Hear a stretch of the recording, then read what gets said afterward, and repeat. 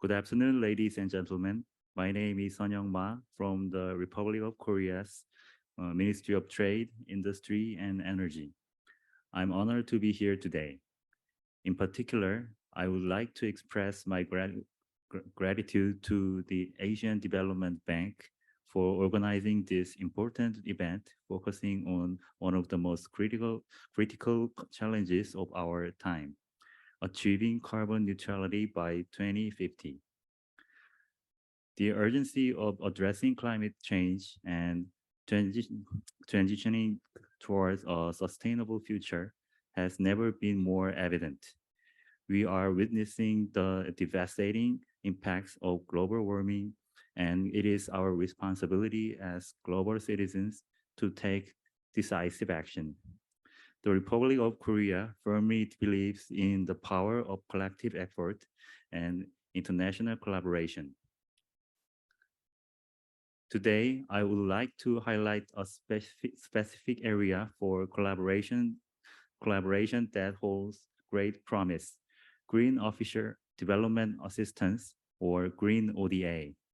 Green ODA represents a significant opportunities for countries to integrate sustainable development and climate action into their national agenda. It allows us to support partner nations in their transition towards low carbon and climate resilient economy. The Republic of Korea is committed to leveraging Green ODA as a powerful tool for sustainable development. We recognize the importance of providing financial and technical assistance to our partner countries, enabling them to pursue environmentally friendly and climate resilient initiatives. By supporting projects that promotes renewable energy, sustainable agriculture, green infrastructure, and eco-friendly technology, we aim to foster sustainable growth and prosperity. Furthermore, our government has implemented a comprehensive and ambitious roadmap toward achieving carbon neutrality by 2050. We firmly believe that this transition requires concerted efforts and bold actions across all sectors of society. We are actively persuading innovative policies and investing in renewable energy efficiency, and green technologies to reduce our greenhouse gas emissions. Through collaboration with international partners like the ADB, we aim to exchange knowledge, share best practice, and accelerate our progress toward a carbon neutral future.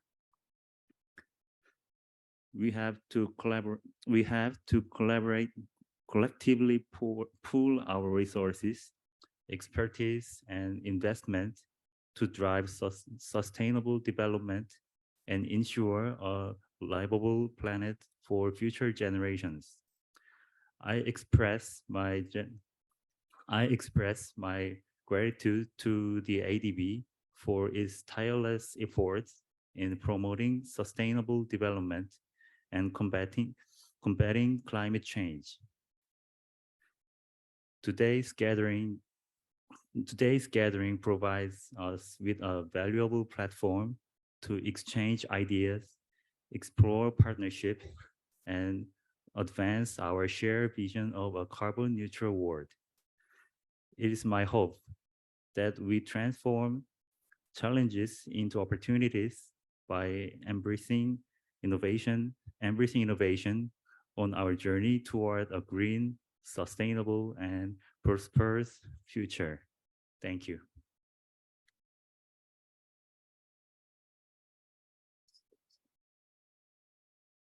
Thank you, Mr. Sun. I think he gave a very good opening remarks, and then it is more to do with climate change and how climate change is related to your overall global collaboration in reducing climate change. And I think that one of the interesting points that he pointed out is the green ODA, how you leverage green ODA as part of our own transitions that we are going to embark on, and how we can bring in new technologies, both RE, energy efficient, as well as new technologies that addresses ammonia and hydrogen as part of the reducing the carbon switch from coal to cleaner fuels like hydrogen, and also coal from gas and gas to ammonia in the industrial sector, which where pollution is quite a fair bit. Now, the next speaker or opening or welcome remarks will be given by Sung Sabra, who's the chief of the energy officer.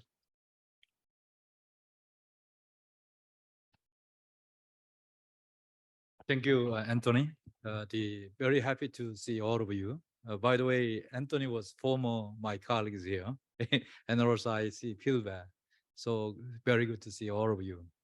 I also the Mr. Son Young Ma of the Korea Ministry of the Trade, Industry and Energy, and also many colleagues from Korea Energy Agency. I also see here Korea Plant Industry Association, and also ADB, colleagues here, and ladies and gentlemen, good afternoon to you, to all of you.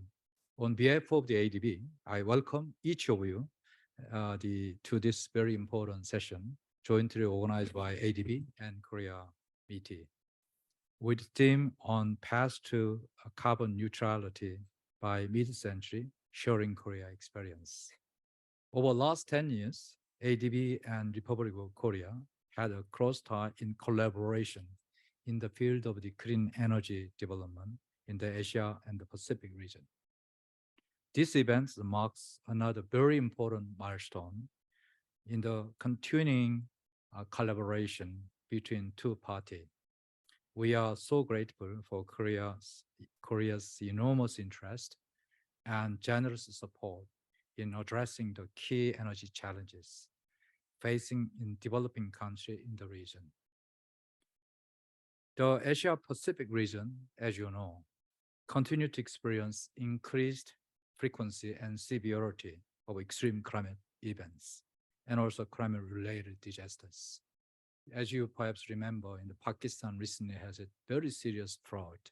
This really telling us how severe this situation in Asia Pacific. As such, climate change is a massive challenge of our time, and stakes are particularly very high in this Asia Pacific region.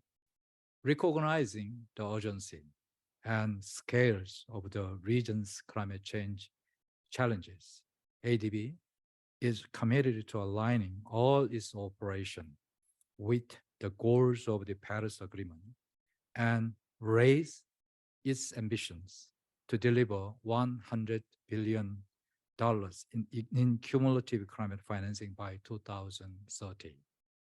And at least 75% of ADB operation will feature climate adaptation and mitigation initiated by mitigation initiatives by 2030. As you can perhaps hear from the opening, the plenary session by the Woo Jung MDG, he also mentioned our climate, the change, the ambition in the Asia Pacific region. Korea is one of the pioneers in moving toward achieving goals of carbon neutrality by 2050.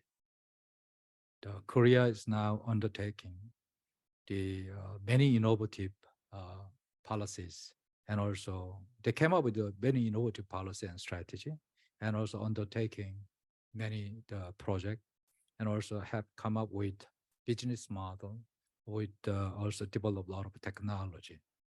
In the course of this session, I'm sure we can learn more about this from all the panelists and participants.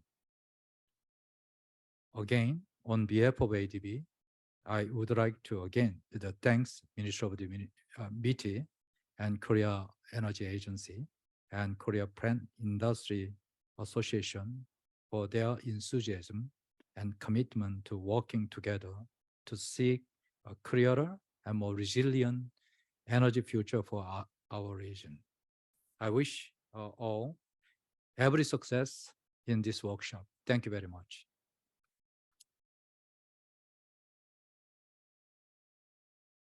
Thank you, Sung Sir, for the welcome remarks. Can move to the next session that is on carbon neutrality strategies and economics of climate change. May I call upon the speakers to please come up to the podium? Ms. Song Hee Kim, Byung Do Kong, and Ben.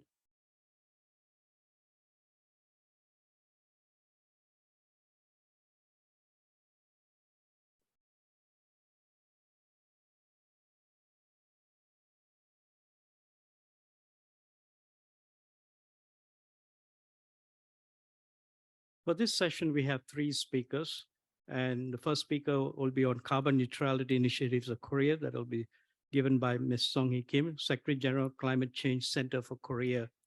And that will be followed by the carbon neutrality strategy of power sector in Korea by Mr. Byung-dong Kong. And on the economics of climate change and social cost of carbon will be given by Ms. Wang. So, Ms. Song Hee, the floor is yours.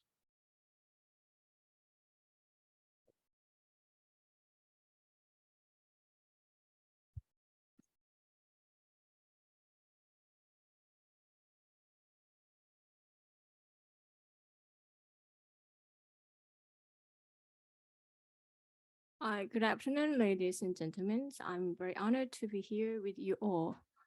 And especially thanks Korea Energy Agency for giving me great opportunities. Actually, I work for Climate Change Center, which is an international NGO based in Seoul. We have a branch office in Ghana and Myanmar. But today, as being a member of a Presidential Commission on Carbon Neutrality and Green Growth, I will introduce South Korea's carbon neutrality initiatives.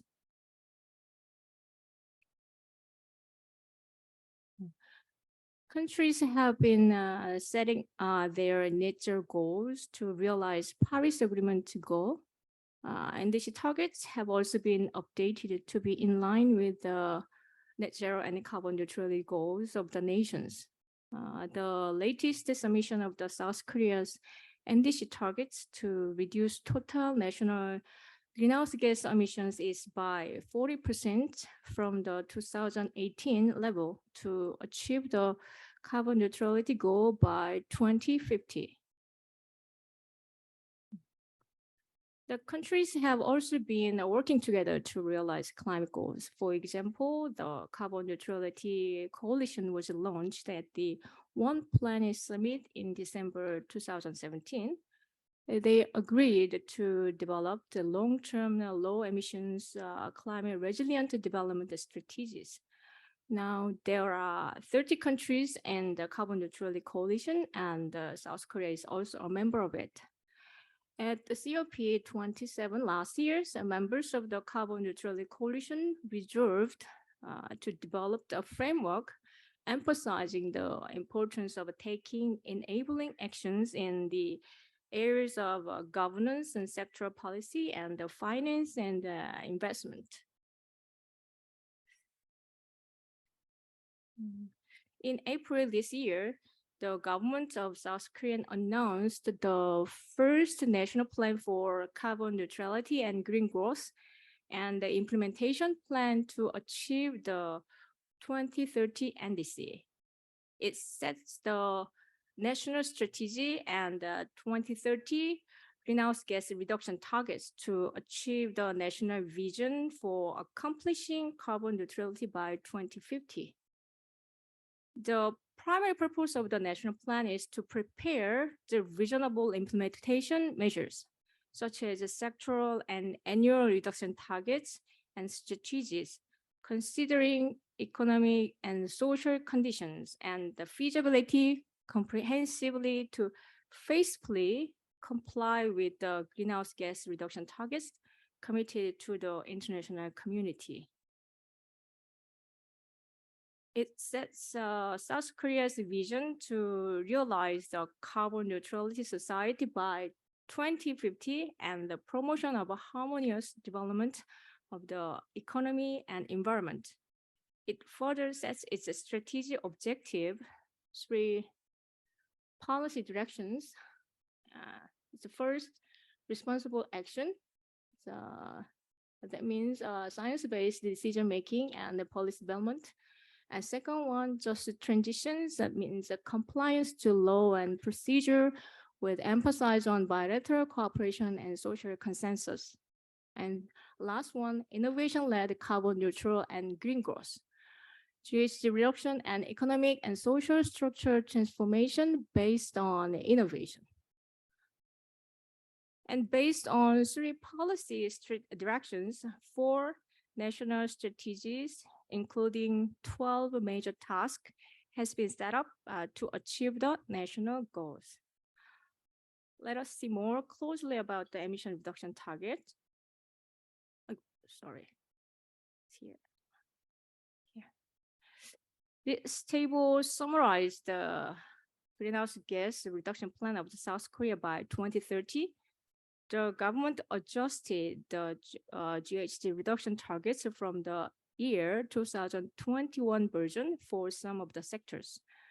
The reduction targets for the energy transitions increased by 1.5%. On the other hand, the target for the industry sectors has reduced by 3.1% considering current situation. And the hydrogen sector is reflected the latest hydrogen demand, including blue hydrogen. There is also increase in the reduction targets for CCUS and international mitigation outcomes.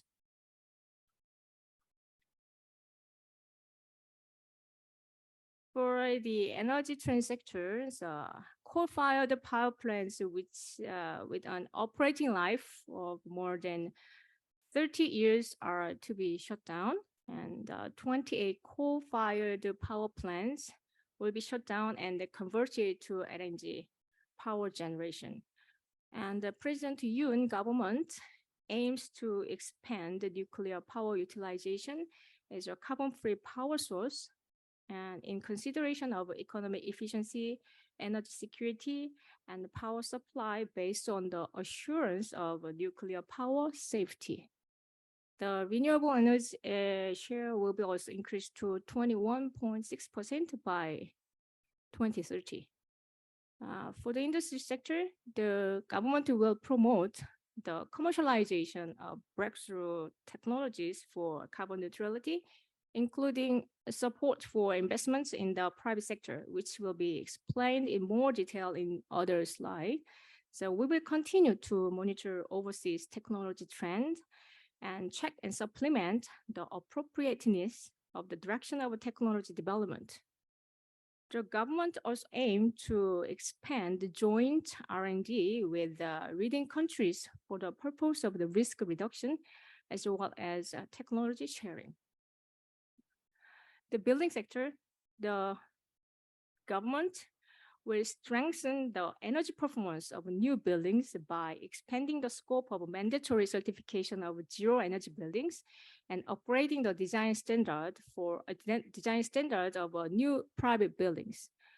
There will also be improvements in the energy efficiency of buildings by developing high efficiency and smart technology for building energy use equipment, such as air conditioning, lighting, and exterior materials.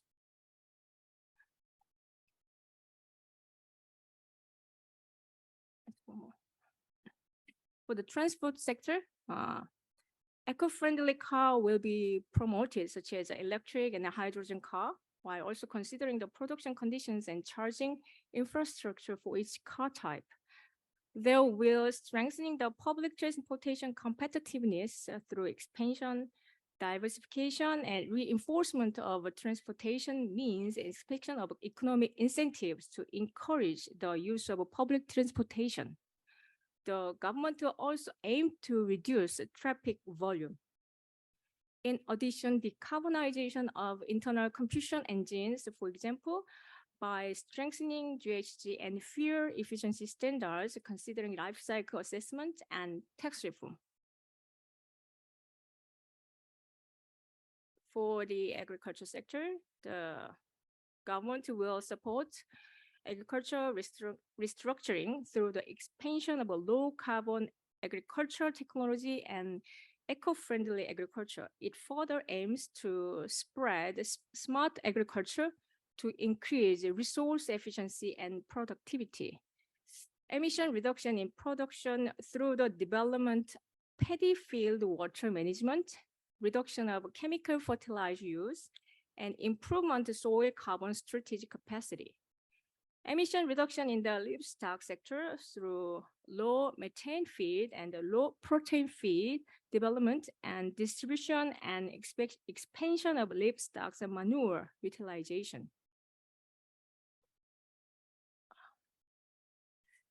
For the waste sector, source reduction of waste at the production, distribution, and consumption stages will be achieved by encouraging businesses to reduce waste from the design and production stage, reduction of disposal products, and the use of a biodegradable plastic. The government also aimed to renovate unsanitary landfills and expand the methane capture. The government aimed to stabilize the supply of waste as a recycling raw material through the establishment of a convenient waste disposal system for citizens and a collection system for recyclable waste. For the hydrogen sector, so we aim to produce clean hydrogen in domestic and international through implementing pilot project. Also promote to construct blue hydrogen production system.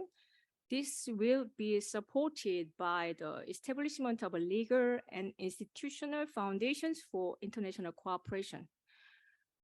Hydrogen infrastructure will be established such as by construction of instruction in ports and expansion of hydrogen charging stations based on the market demand.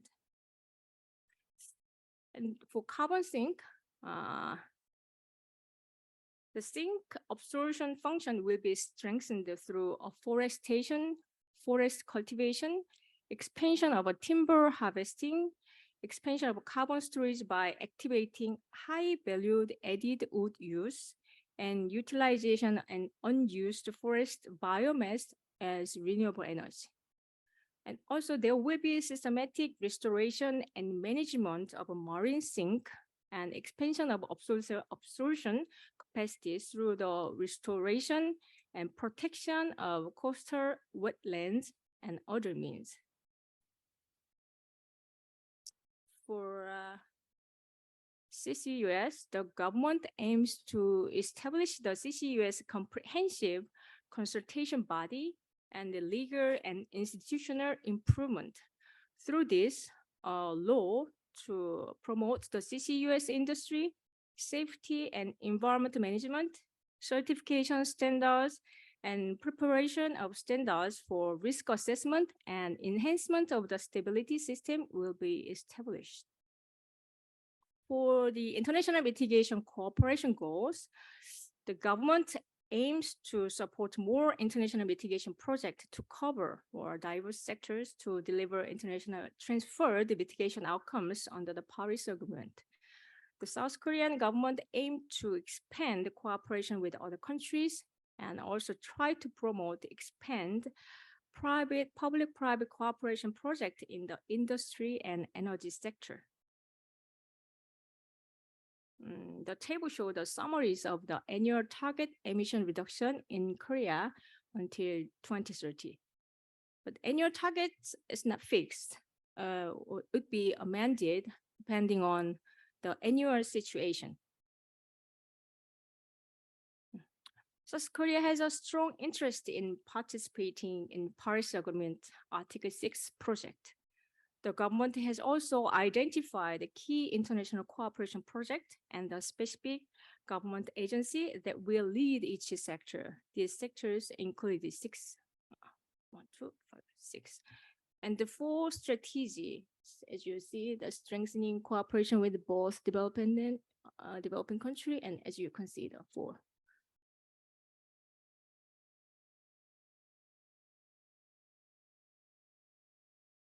These are some examples of South Korea's bilateral agreements with other countries under the Article 6. A framework agreement for cooperation on climate change was signed between South Korea and Vietnam in May 2021. The agreement is expected to allow the transfer of GHG reduction outcomes through voluntary cooperation between the countries under the Article 6. South Korea has also signed an MOU on environmental cooperation with the government of Mongolia. South Korea will also provide institutional and technical support for Mongolia to achieve carbon neutrality. The Ministry of Science, ICT, selected 100 core technologies to realize carbon neutrality and announced its detailed plan, followed by the first national plan for carbon neutrality and green growth, as I mentioned earlier. The top 100 technology was selected by sector for commercialization with comprehensive 2 steps. These selected technologies are reclassified according to the timing of its application and the level of technology. The South Korea has also been very active in developing and implementing climate change mitigation projects, with some projects implemented in cooperation with other countries. Here are some project cases where Korea organization implemented their project abroad with the goal of helping to reduce GHG emissions. The first case is a project in Vietnam that was registered under the CDM project. Apple Power, a South Korea private company, developed a biomass boiler technology to replace coal as fuel to biomass such as coffee waste with cashew nut shell something.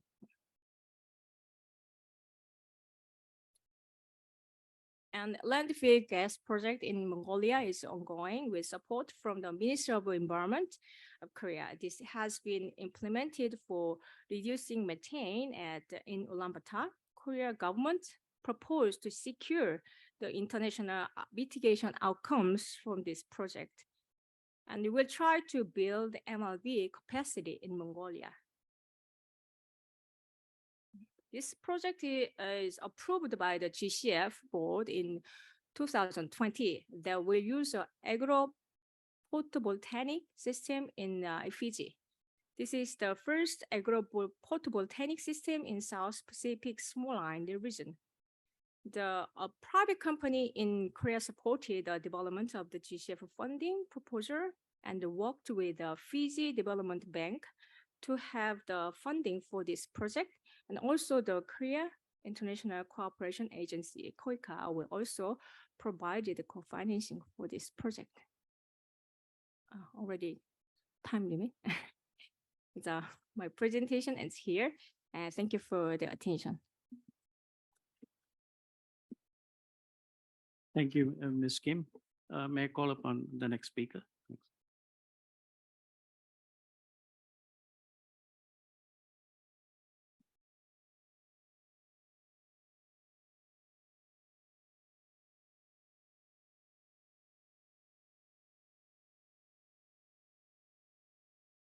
Yep. Hello, everyone. My name is Byung-doo Kong. I'm Senior Manager at Capco. It's a great pleasure to have this opportunity to introduce our company's carbon neutrality strategies. First, I do like to talk about the carbon neutrality scenario. As mentioned, Kim, the global countries need carbon dioxide reduction measures to achieve carbon neutrality. So we need to consider energy security, carbon neutrality, and ensure universal access to electricity. The Korean government announced the 2050 carbon neutrality scenario in 2021. Korea aims to achieve carbon neutrality by 2050 by decarbonizing all sectors, including utility, industry, transportation, and buildings. This graph shows the carbon neutrality scenarios. The orange color represents the industry sector, while the blue color represents the energy transformation sector. As you can see, the energy transformation sector accounts for the largest portion of greenhouse gas emissions among all sectors. So the Korean government plan to reduce greenhouse gas emissions in the energy sector by about 46% by 2030. There are two carbon neutrality scenarios. Scenario A means a plan to increase renewable energy and stop all coal and energy power generation. As you can see, the greenhouse gas emissions of the energy transformation sector will be zero by 2050. Most of greenhouse gas emissions across all sectors will be reduced by 2050. It represents the future vision of the power sector.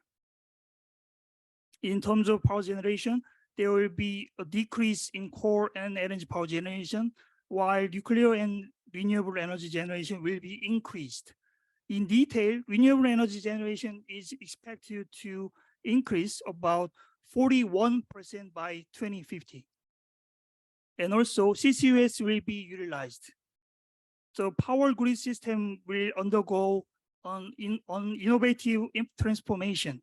Currently, we have a centralized power grid. Coal and energy power generation plants are located along the coast, and electricity is transported to metropolitan cities through the centralized grid. In the future, the power grid will be changed to a distributed system. In 2020, power consumption in Korea was about 509 terawatt hour. We anticipate power consumption to be doubled due to the electrification. So it is important to improve the energy efficiency for carbon neutrality. Now, I would like to talk about KEPCO's key roles in achieving carbon neutrality and its cooperation model with other countries. First, let me start with KEPCO's key roles. Our vision is to lead the decarbonization of the electric sector by 2050. I would like to introduce three main strategies: decarbonization, decentralization, and R&D for carbon neutrality. The first strategy is decarbonization of electricity production. We will expand renewable energy like offshore wind farms and floating solar panels and produce future clean energy such as hydrogen. The second strategy is decentralization of power generation and demand. The concept is power is consumed where it is produced. It is really important to build a grid at the right time to meet the expansion of renewable energy. The third strategy is to develop carbon neutral technologies, including energy efficiency, expansion of renewable energy, future transition, and power grid system. I would like to provide a more detailed explanation.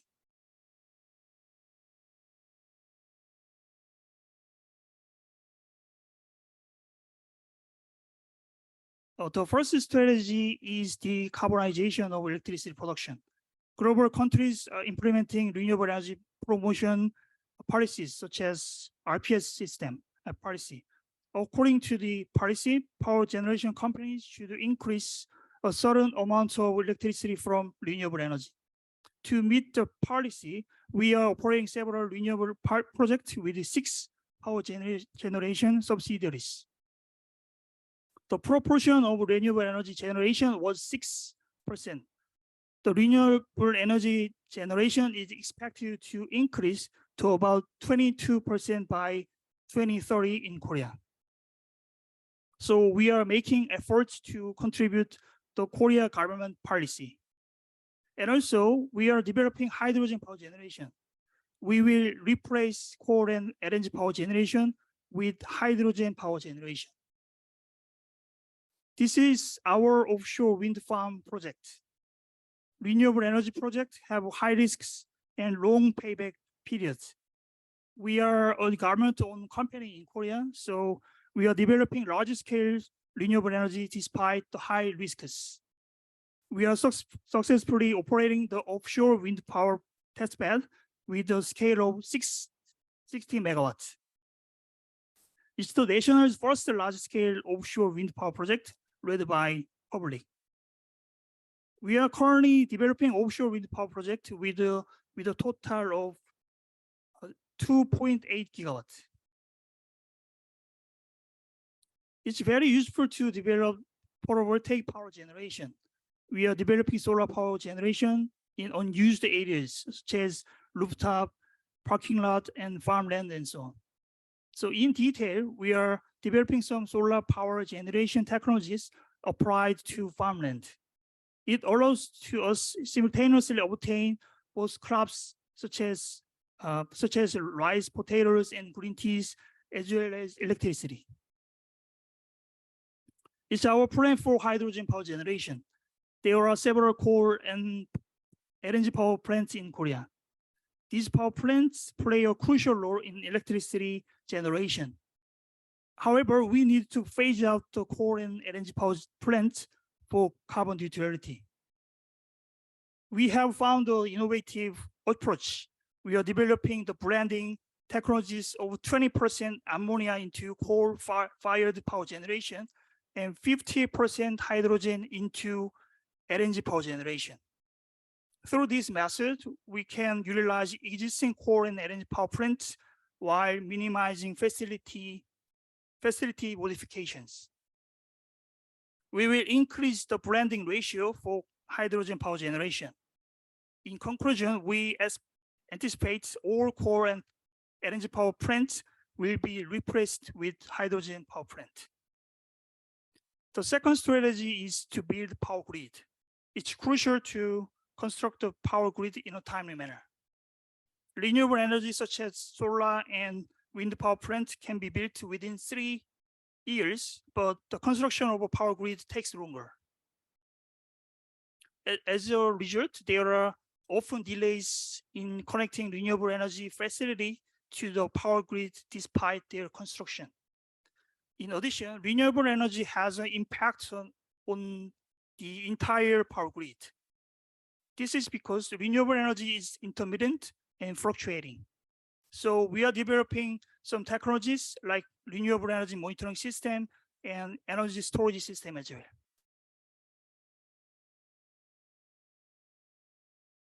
The key aspects of renewable projects are preventing environmental damage and ensuring community acceptance. In the past, renewable energy was developed disorderly. Therefore, it was difficult to connect this renewable energy to the power grid, and the local residents opposed the construction of the electricity facility, like some transmission tower and line. So we need to develop renewable energy on planned site.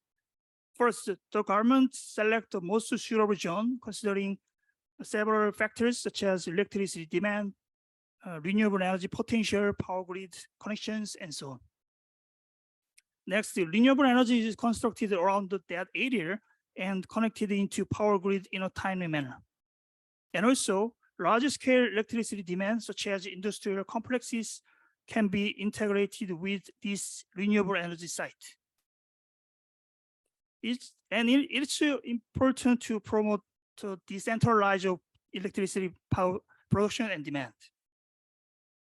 It's allowed to prevent inefficient investment in power grid infrastructure. So we provide information on available capacity for connecting renewable energy transmission network.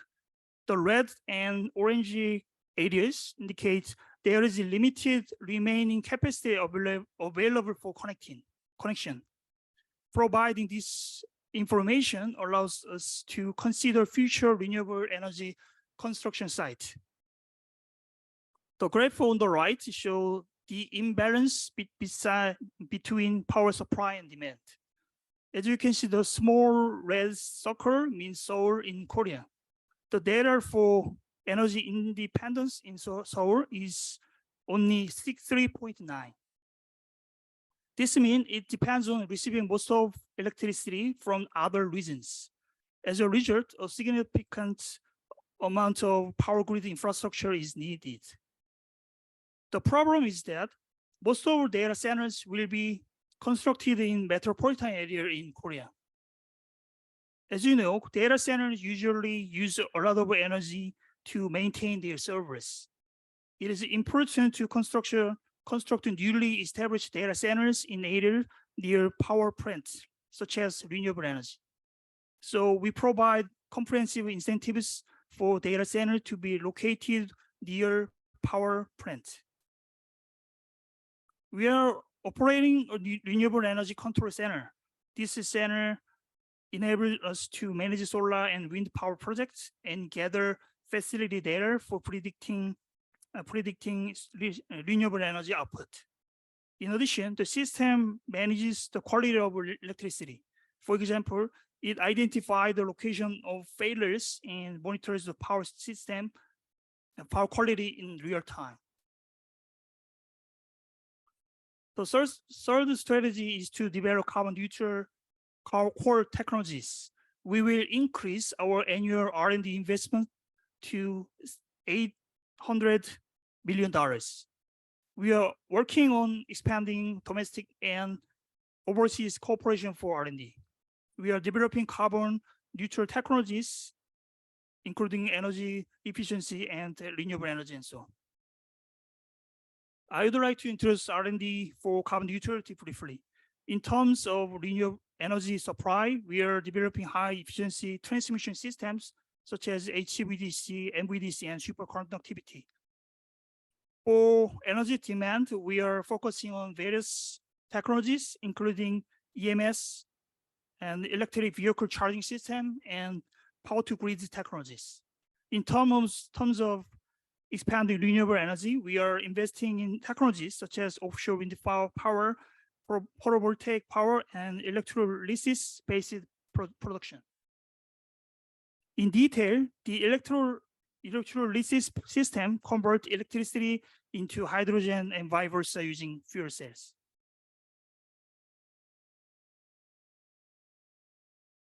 Lastly, I would like to introduce our cooperation model. As I mentioned before, we are developing hydrogen power generation. Therefore, we anticipate a significant demand for green hydrogen in Korea. Korea is making efforts to establish a stable hydrogen supply chain. I'd like to suggest a collaborative model for hydrogen projects among Asian countries. Southeast Asia countries have favorable conditions for renewable energy, but need to develop technologies. On the other hand, Korea has limited renewable energy resources, but has advanced technologies. As you know, we can generate green hydrogen from renewable energy sources, such as solar and wind power. So Southeast Asian countries can build renewable energy infrastructure and produce a substantial amount of hydrogen using our technologies.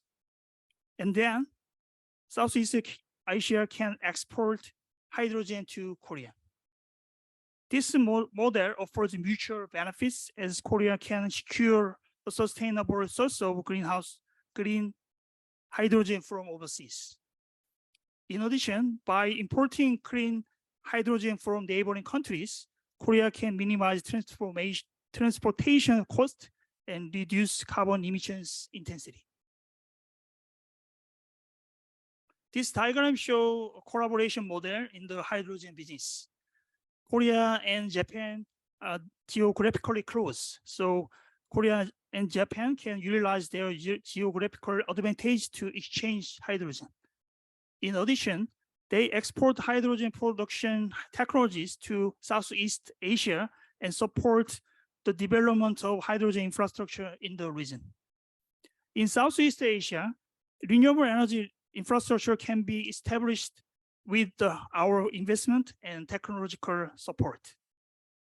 This allows the region to produce and export hydrogen to Korea. As mentioned, it is very important to cooperate among Asian countries, considering the significant demand for hydrogen. Thank you for listening to my presentation. Thank you, sir. Ms. Wang.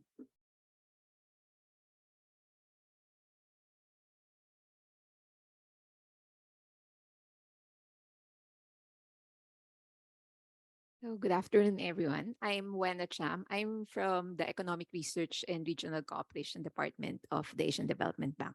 for this afternoon, I'll be presenting on the project level, the evaluation of CO2 emissions in project evaluation or project economic analysis, just to give you an idea on how ADB incorporates, the effect of climate change in the projects that ADB supports. So just a quick review of concepts. So externality. So this is a positive or negative spillover effect, usually occurring to a third party. So for projects that, for example, ADB implements, so it can occur during construction or operation and or operation. These externalities can also be temporary or permanent and can be local, regional, or global. So climate change, it's a global phenomena. So the impact, usually for projects that have negative externality, they would have impact on water, air, soil, and land quality. And as we know, so there are different effects. So the ecosystem would be severely affected due to heat or pollution discharges, emissions. It can, result into this, phenomena of like natural disasters. Like for the Philippines, we usually have this flooding, typhoon, and also like just recently during the summer, we've experienced extreme heat also. And emissions can also cause respiratory illnesses. And it can impact also on agricultural productivity because of, effects of certain projects. So what's the motivation for including the social cost of carbon in ADB projects? We've already heard our speakers talk about the Paris Agreement. So ADB we first committed in 2015 to increase climate investments of up to $6 billion annually by 2020, which the target we've reached in 2019, and now we've also even expanded the target in terms of the climate investments. And even so we continually to adopt this objectives of the climate of the Paris Agreement in ADB operations. So we've implemented a long-term climate change operational framework. We've established climate risk screening, and also we disclose project level data for all its climate projects.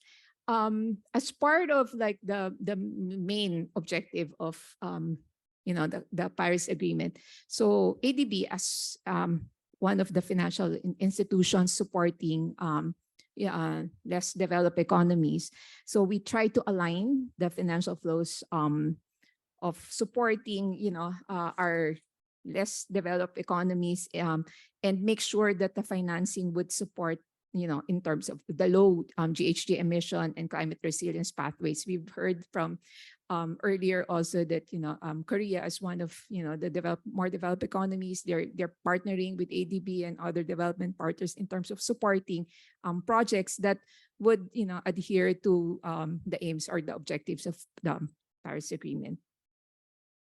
So as mentioned, so ADB is already gearing up at the forefront of addressing climate change in Asia and the Pacific.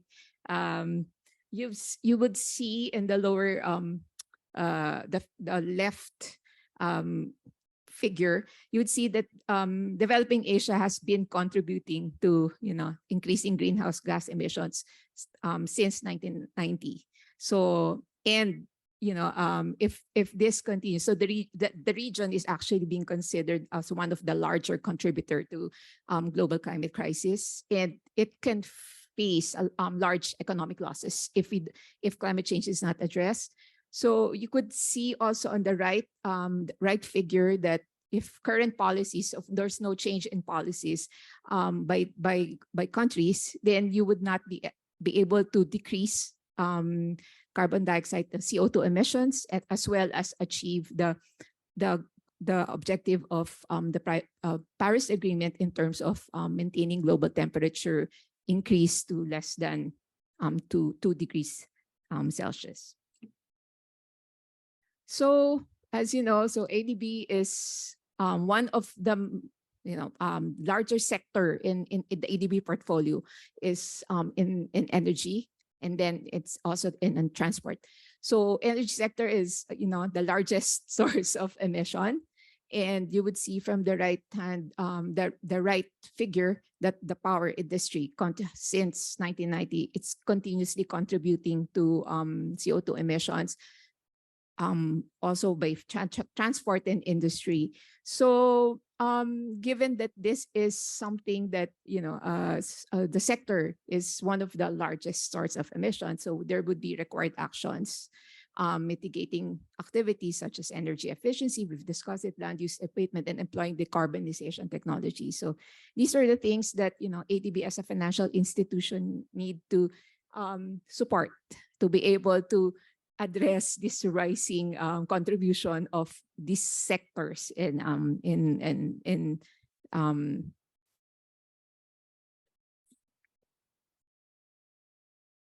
so now we come into like the application. So as I've mentioned earlier, so ADB supports projects of its developing member countries.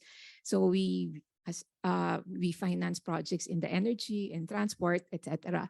So pre-2017 guidelines, ADB does not have an established value for GHG emissions. However, there's pre-2017, the projects that the ADB has been financing, they would include GHG emission costs or benefits, but there's no common value or established carbon values in the economic analysis. So in 2017, when we updated the guidelines for the project economic analysis, ADB adopted a consistent valuation already for GHG emissions or the CO2 emissions. And this is in line also with the other changes in the guidelines, which we also reviewed the social discount rate. This is in the context also of estimating the impact of climate change. And we've noted also that a lot of the ADB DMCs have grown over the past 20 years or so. The financing costs already have also somewhat have gone down. So the social discount rate, as a result, pre-2017, so ADB uses across all its projects. You need, when you evaluate project, because ADB mandates that all projects should be economically efficient. So the social discount rate at that time was 12%. That's pre-2017. So in 2017, when the guidelines were adopted, so the ADB-wide discount rate now was brought down to 9%. However, we've also noted that ADB supports environment projects. The benefits occur over a long period of time. So it can actually, the social discount rate can be even lower to 6%. So this is applied to the guidelines is applied to the projects that ADB supports. Economic analysis or the economic evaluation is required for all projects because as ADB's mandate in the charter, all projects that ADB supports should be economically efficient. So this is also like so even before the guidelines, aside from the guidelines, excuse me. So ADB has this safeguard policy. So you need to ensure also that adverse impacts on the environment and people either be minimized, mitigated, or even compensated. And for as part also of the due diligence, there's also a requirement for projects that have significant environmental impact to prepare an environmental impact assessment. So the cost of mitigating negative impacts should be part of the project design and the project cost. And the impacts the impacts, whether these are unanticipated or unmitigated, such as CO2 emissions, should be quantified. And in fact, now it's being incorporated in the conduct of economic analysis. So what is the social cost of carbon when you think about it? So it's the most important number when they say to to because this is the cost of the damages that will be created for an extra ton of carbon emission. So usually these impacts are irreversible in terms of the damage and would have significant impact on the economy. So the approaches in setting the carbon prices, so we've looked at, it's the marginal abatement cost or the marginal damage cost.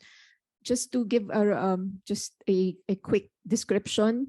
So marginal abatement cost, it measures the cost of reducing the additional unit of GHG emissions. So the estimations of this may be difficult to arrive at the cost because of the mitigation policies of various countries. They could change from time to time, or even there are certain countries they would not have, or they don't reflect the mitigation costs in their policies. And to be able to determine, you need to determine the baseline emission level. And lastly, also there's also these assumptions on future cost of, for example, if you need to change technologies and adopt clean technologies, especially in the energy sector, you need to have a good forecast of, the cost to be able to arrive at, what would be the cost that you should be using.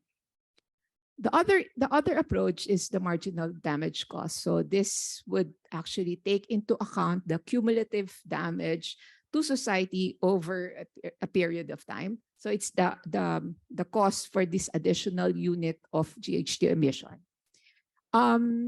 This is estimated globally, but can be done regionally or nationally. So there are a number of models used. So they call it integrated assessment models to assess the economic losses. It's mainly used by the MDBs, including the World Bank and ADB. So for the basis of ADB's social cost of carbon, so we've actually used the approach, the marginal damage cost as the approach. So in terms of the CO2 price, so this was, ADB's social cost of carbon was based on the average of the values reported in the IPCC's fifth assessment report. So when in the next slide, you would see that ADB's price of that they put for the carbon emission is lower, even lower than the World Bank scenario. But so here you would see, so the World Bank would have two. This was during the time that we were updating the 2017 guidance. So we'd see that the World Bank assumed two of high and a low price scenario. ADB is the red line.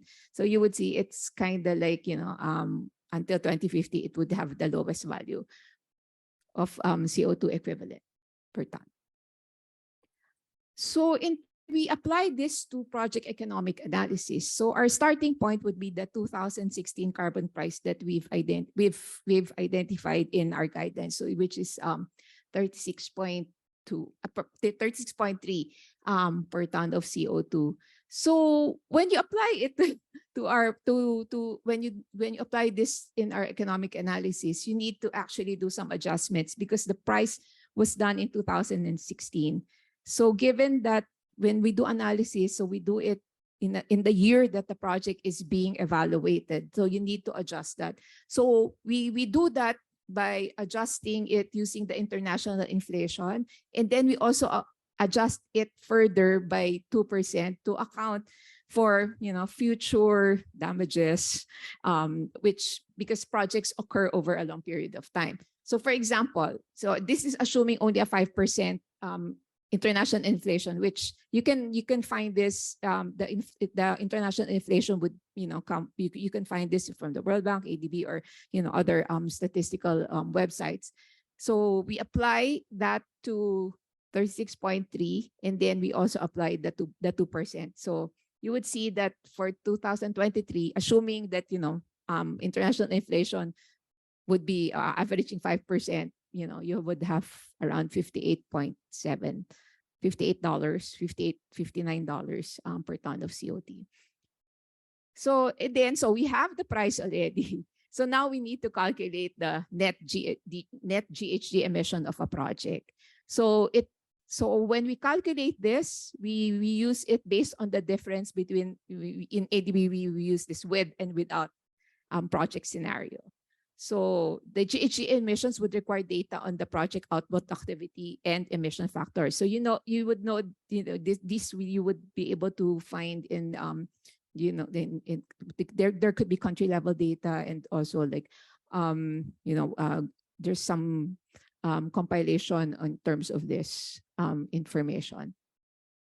So calculating the emission factor, I've said, so depends on per unit of activity. For example, if you have a kilogram of GHG per ton of coal burned, so you have their emission factor, or there's a grid emission factor for projects in the energy sector. On the right side, we just have some compilation of which was part of a 2017 report published by ADB in terms of what you can apply. But of course, this should be updated, and if there are country specific information or data, this should be applied. So just to give you an example, so to visualize what I was discussing earlier. So emissions would be for this is a power plant that would replace an existing supply, which is diesel, and also increase the supply in the area. So how do you do it? Without the project, that the output is being supplied by all diesel generators. So that's 50 gigawatts. And then you have a certain emission factor. So you would get the total tons of CO2 per year. With the project, so you have doing two things. You're replacing and you're also adding supply. So from 50, you would have a total of 117 gigawatt hours, and you multiply that with the emission factor of a natural gas power plant, and you would have a resulting number. So you would see on the last last column, the net CO2 emissions, you would see a reduction in the total CO2 emissions. So that's the second step. So the third and final step is to apply our carbon price to the net emission factor. Of course, so the price you need to update based on the year that you would be undertaking the project. Net emissions, it could be constant, it could be decreasing, increasing. So you need to have some assumptions of that. And you get a net, this is net benefits because you've due to the project, there is a decrease in the emissions net. So there's a net benefit. So these figures will be included in the economic analysis that will be undertaken. So this slide just shows you a snapshot of what ADB due diligence requirement in terms of the economic analysis that's being undertaken for project. You would see from in the third column, environmental. So this is the valuation of the reduction in CO2 emissions. So this would be considered as a benefit of the project. And you would see two results for the economic internal rate of return and the economic net present value. So with or including the environmental benefits, the reduction in CO2 emissions, you would have 19.82 as the EIRR, and you have 12 billion. This is an indie project, so 12 billion rupees as net present value, and without you not considering the environmental effect, you would see a reduction in the ERR and a corresponding reduction in the economic net present value. So this is in a snapshot of how we incorporate CO2 emissions in our projects. So just the key points of the discussion. So we know that developing Asia, you've seen earlier in the graph that it's one of the larger contributors to climate change, and it needs to be addressed. So carbon pricing is really critical. If we were talking about achieving a net zero world. So we need to incorporate that and update the price of carbon emissions. So the models, as more data come in, so we can, we need to update that. And also ADB is planning also to look into or update a review that we may need to adjust also the carbon price that we've been using. At the project level, which is what I just shown you, we need to incorporate incorporate the net emission effects in the economic analysis to account for, either, if there are an additional cost in the future, or, there are benefits that need to be counted, but also extend the application of social cost of carbon to emissions from other sectors, because currently we only do it mainly for our energy, transport, and climate mitigation related projects. But we know that other sectors also, like other sectors that ADB support, would have emissions. So we need to just have we need to establish on how we can determine the emissions brought about by projects in other sectors. And lastly, so we need to have a coordinated approach by all countries at the macro and at the micro level to achieve this Paris Agreement target. So ADB is trying to do its part by incorporating, the social cost of carbon in the projects that we support. And we know that these benefits will definitely far exceed the cost if we do it sooner than later. Thank you very much. Thank you, Wang. Can we open the floor for discussions now? Any questions? Please, the mics are in the center. Just get up, introduce yourself, and pose the question to whichever speaker you want to ask them the question. I'm Udana from USAID Sri Lanka Energy Program. So I believe as per 2030 target in the generation mix, you plan to have about 20% renewables, and the rest will mainly come from nuclear and LNG. Of course, that would help you to reduce carbon emissions, but compared to certain other countries, it's somewhat different, because some of the other countries are adopting more renewables and have more ambitious targets when it comes to renewable adaptation. So the decision to have more LNG and nuclear in your generation mix, is it driven by economic considerations or due to certain technical constraints? Thank you.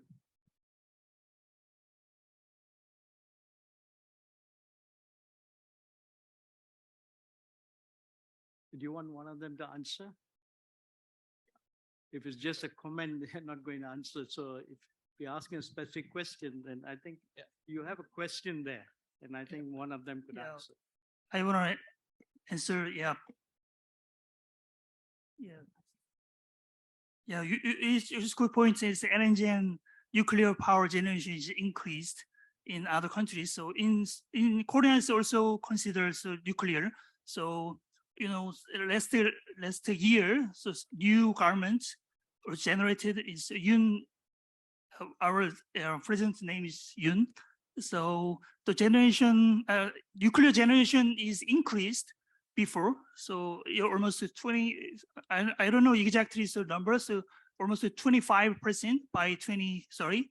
So of course, Korean governments also consider some nuclear and nuclear powers. But you mentioned LNG, but I mentioned my presentation. So we want to use some hydrogen and mix and LNG. So I mean there are several LNG plants in Korea. So we want to mix almost 50% hydrogen into LNG.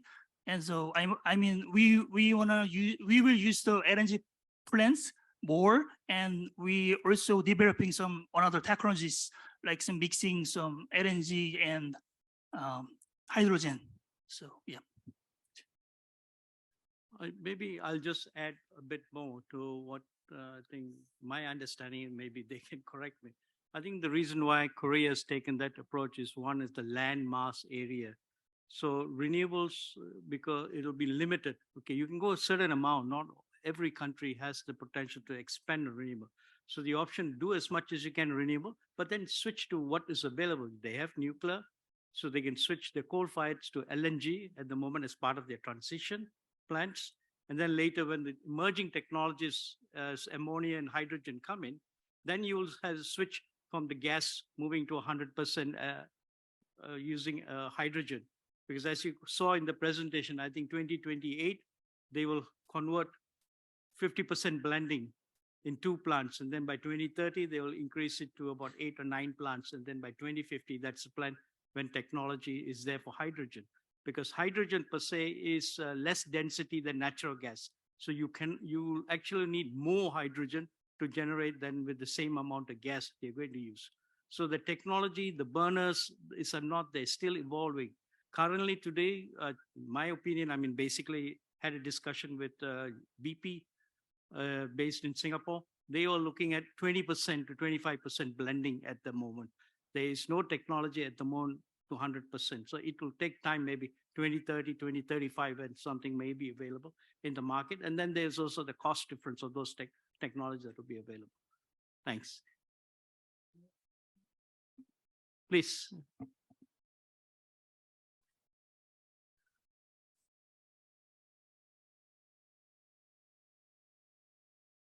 Thank you for your lectures. It was so informative for me. And I have a question for the ADB. And I'm a researcher at a Climate Change Center. We are truly implementing the carbon reduction project in various areas. So while implementing the real carbon reduction project, we are really thinking about this benefit have to go to the real people, not only for the money, but also for the social effect as well. So I want to know the ADB has a kind of the strategy to give the back that benefit to the real people. For example, when we are doing the CDM project, if from that there is a carbon credits kind of things. In terms, yes, but in terms of for the analysis, for the economic analysis, I think, yeah, so the beneficiaries are ultimately the end users for these types of projects, right? So unfortunately, if you cannot quantify this, though we don't actually include that as part of the analysis, but we need to kind of like support or provide justification on this. If we can also do like some additional surveys that can be conducted and see what would be that is what can be the potential impact in terms of, for example, in terms of income, in terms of developments of all these projects, then yes, we can probably do some small modeling of these types of impact and include that as part of the analysis. So because we do it at ex ante, so it's at appraisal, so we don't know yet, right? So I guess what we need to do is if these types of projects, if we have we want to know really the impact of these types of projects for the target beneficiaries, we need to do also as part of the project design to do initial survey. But then at the end of the project, we'll have to do now this evaluation, so impact evaluation, so that we can actually show that if this type of project would work and it can be replicable and it can be bring if we do it also for other areas or for other countries, then this can be a showcase. So at the onset, that's also something that we need to maybe the one of the, how do you say it, it's not but the disadvantage of doing monetizing everything, it's difficult because of the data. So that's one. If we cannot support it, then we might as well not include it, as long as we can justify and we can provide certain evidence. Yes, it's acceptable for us. But Dr. Nam, you may want to add to this. Well, just explaining, it's complementary to what she does. Okay, economic analysis, what we do in the investment cost is actually we are calculating, just like she was saying, ex ante analysis to test if the investment project, ADB investment project, is economically efficient or not, as Charter is mentioning, or operation manual G1, I think, still, if I remember, G1 SI step instruction. So what the main thing is, that's why her presentation was on the social cost of carbon, which is the opportunity cost that you're calculating from the marginal damage cost. So this is not the actual financial cost, but this is economic price. Okay, so this will just give you the amount that much of the impacts that from the externality will bring it to the your economy in terms of a benefit, in terms of opportunity cost. Now, what you're talking about is the financial cost of actual carbon offsetting. That is different because in the DMCs, we don't have any carbon market established. Okay, so we don't know. We are using CDM price, which is the $3 at the moment. China, Korea is about $16 carbon price. Australia is pushing it up. But we don't have a carbon market, which ADB is also working on. We are also part of that one. So, but however, there are certain kind of indicator that we are putting into it, just like this forum that we are organizing, that you're participating, that we are doing the carbon offsetting here.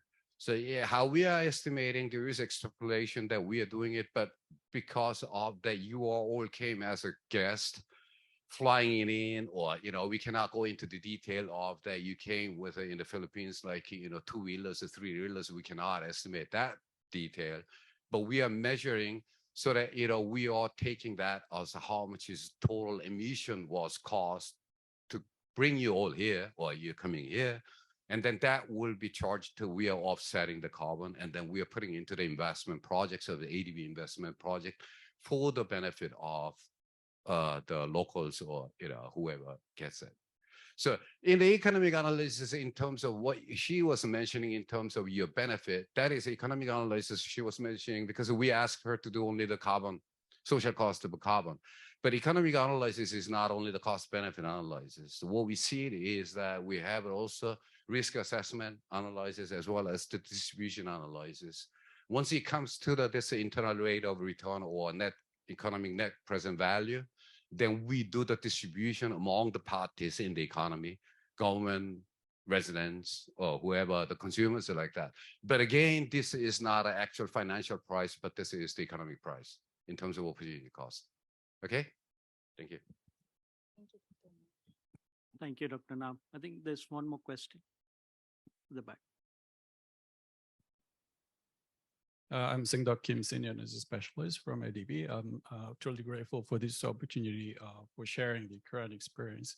I actually have one question regarding this carbon neutrality, because this renewable energy will be the critical components of this carbon neutral pathway. And also I understand the renewable energy accounts for around 8% in the grid. But the Korea sees the issues of the curtailment with the 8% of the penetrations.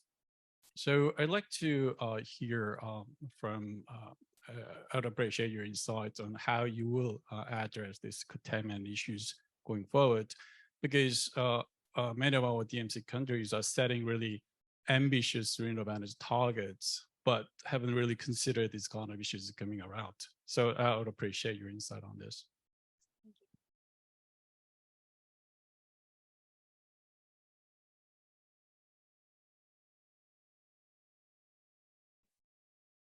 Yeah, it's very good point. So we are developing several renewable energy projects.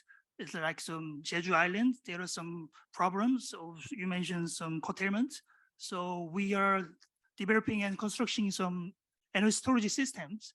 So there are very important technologies to like some when we need to curtail like some, because we have some more renewable energy we can store using the ESS system and then use another some sites, some situation. So I mean we are gathering and developing some energy mix, several there are several energy systems, energy storage system. So there are some this kind of, we will make some energy storage system mix in the end of this year.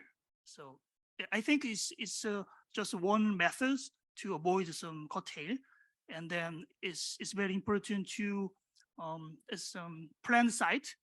So, I mean, so there are some beside of Jeju Islands, there are several some renewable energy sectors in some focus on Southeast Asia, Southeast area in Korea. So we are some very we are trying to some developing some technologies. Yes, beside of ESS, like some renewable energy monitoring system as well.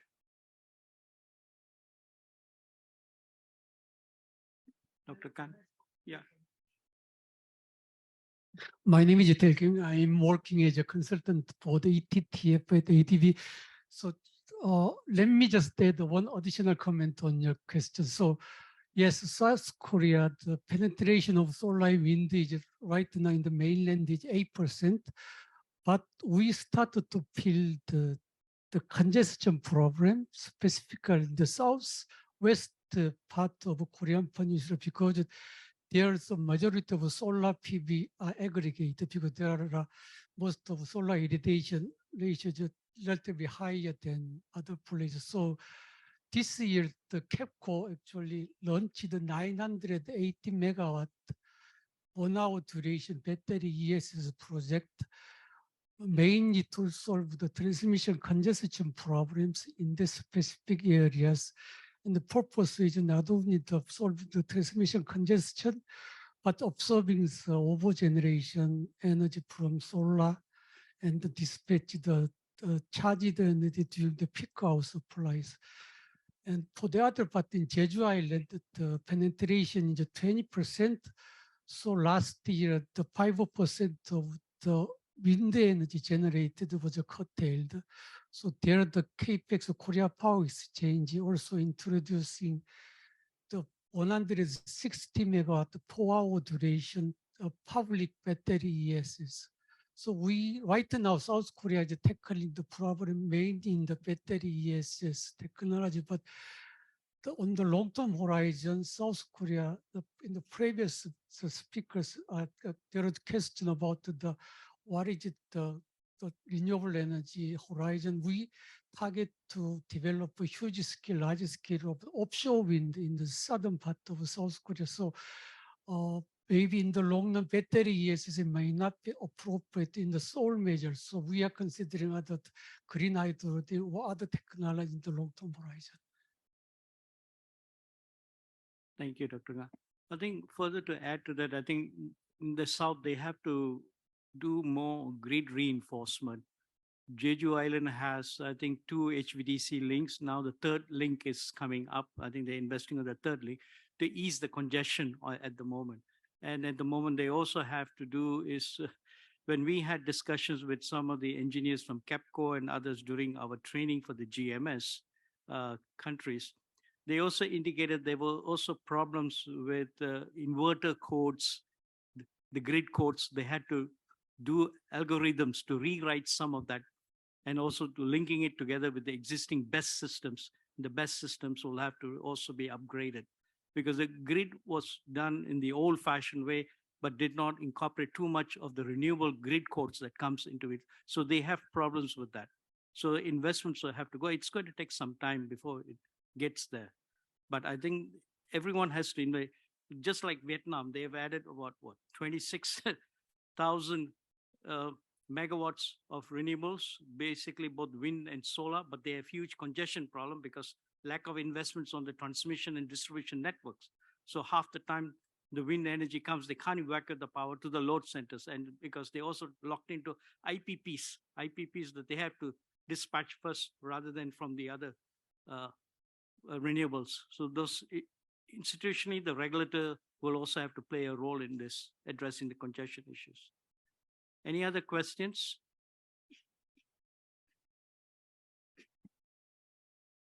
I have a question. I think maybe when in your slide you showed, I think there was on the net or the green emission factor was 2017. Now, when we do an analysis, do we use the latest or we still use 2017? No. That was because the publication was done in 2017. Then I have a question. Then in the case of Philippines, there's no green none. emission factor. It's only 2017. They haven't done it. Still. Oh, You look at That's- your Meralco building, and Meralco building stays 2017 green. So then how does ADB in analysis for a green emission factor? yeah. look So at this? well, yeah. So as long as you can find a source, I think what we need is something that we can check. So if it's 2017 and that's the latest, and that you've exerted efforts to actually like look for the Department of Energy, I suppose they would have some information. I'm not sure. Yeah. In asking them, they said they're still working on it. Oh, really? Okay, that's the difference. No, but then yeah. So I guess when we evaluate is we can check. I think that's important. If that's the latest, there's some basis for that, but we can't use some number that doesn't actually have a valid source or doesn't reflect the situation. So that's something that we always tell our project teams in terms of the evaluation. Tim, I have a question for you. I mean, under the decarbonization, there's a transition path that Korea is taking. Quite a big change in moving from different sectors. You talked about building, you talked about EVs, you talked about industries, sectors, carbon CCUS, and also carbon sinks that you're looking at. Now, with a lot of renewables and EV technology, is there a plan in Korea for recycling solar PV panels industry or recycling EV batteries that are going to come in as part of is there a program in place? Actually, the Ministry of Environment just started to that project and establish a kind of a system and regulation and the law and then just set up and then try to promote to the recycling the panel, the solar panel and the battery. It just started. Yeah. We already considered that sector. Okay. Can you talk a bit more on the carbon sinks? I mean, you touched about carbon sinks, but how are you looking at from the marine side and also from the restoration? You looked at restoring some of the carbon sinks. Recently, the Ministry of Marine, Ministry of Marine as started to consider this kind of a blue carbon. Actually, the Korea Forest Agency is is very well to the afforestation, reforestation in domestic and also international cooperation. But recently, the Ministry of Marine and started to consider the blue carbon project with in domestic and also international cooperation. It just started. Yeah. Any more questions? If none, then we break for coffee. Then we come back for the next session. Thank you. Thank you. Really interesting. Yeah. Thank you. Can I have your presentation? We hope to use the small-scaled solar power irrigation system, supporting farmer and also reducing the carbon emission. So CAMP tried to apply the small-scale solar-powered irrigation system to individual farmers, which is directly a big help to the farmers. But today, I want to introduce the small, medium-sized system to see the effect clearly.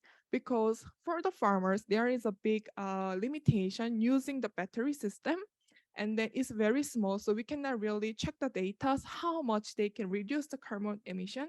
That's why I'm using this application for the presentation.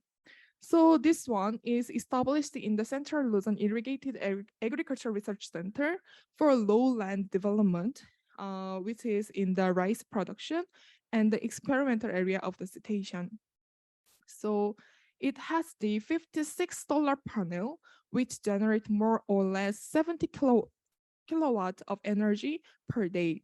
So it costs 5 million and its estimated lifespan of 25 years.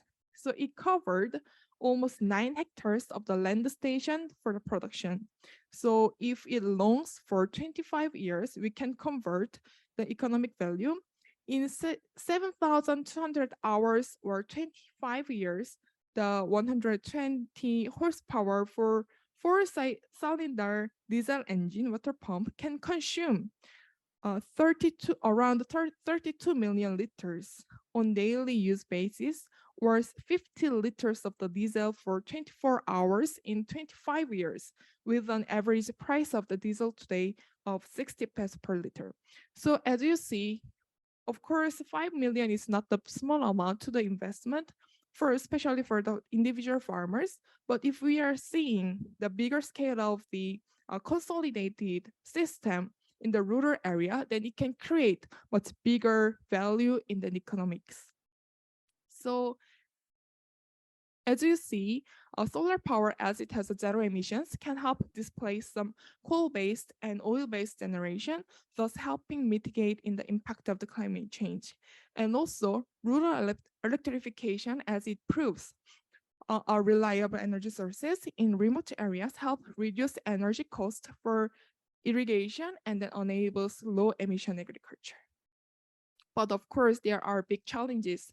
First one, as I mentioned a while ago, somehow, as I show you, some middle scale of the system needs the storage battery, but it means we need to maintain. And if there is any problems in the battery, there should be the more investment to get the another battery system, storage system. But for the individual farmer, it's quite hard for them. So we have to really seeking out a solution for this. And second one is the data collection system. Small farmers, they just use it. So even though we invest it, we don't know if they use or not, how many times, how many days, and then we don't know that. So it's quite hard to get the data from the individual. That's why we really need to find the way for the data collection system. And the third one is the community engagement. There is a system, but if there is no engagement from the community and then there is no empowerment, we cannot really see the bigger impacts on this. And then last one, we really need to bring the collaborative governance from the farmers to the government, not only for the investors, also local government units, and then barangay level, so we can level up and then we can really increase and then empowering the systems. So ahead of the session, we talk about the bigger agenda, like investment in the national level, and then how Korea support the carbon emission reduction. But if we are seeing of the ODA program, I think the approach should be the different because the end user, and then there should be the justification for the energy issue. That's why this time, I would like to suggest small, medium-sized agriculture development through the solar system can be led by the ODA program from the ground levels as well. So this is my presentation. Thank you.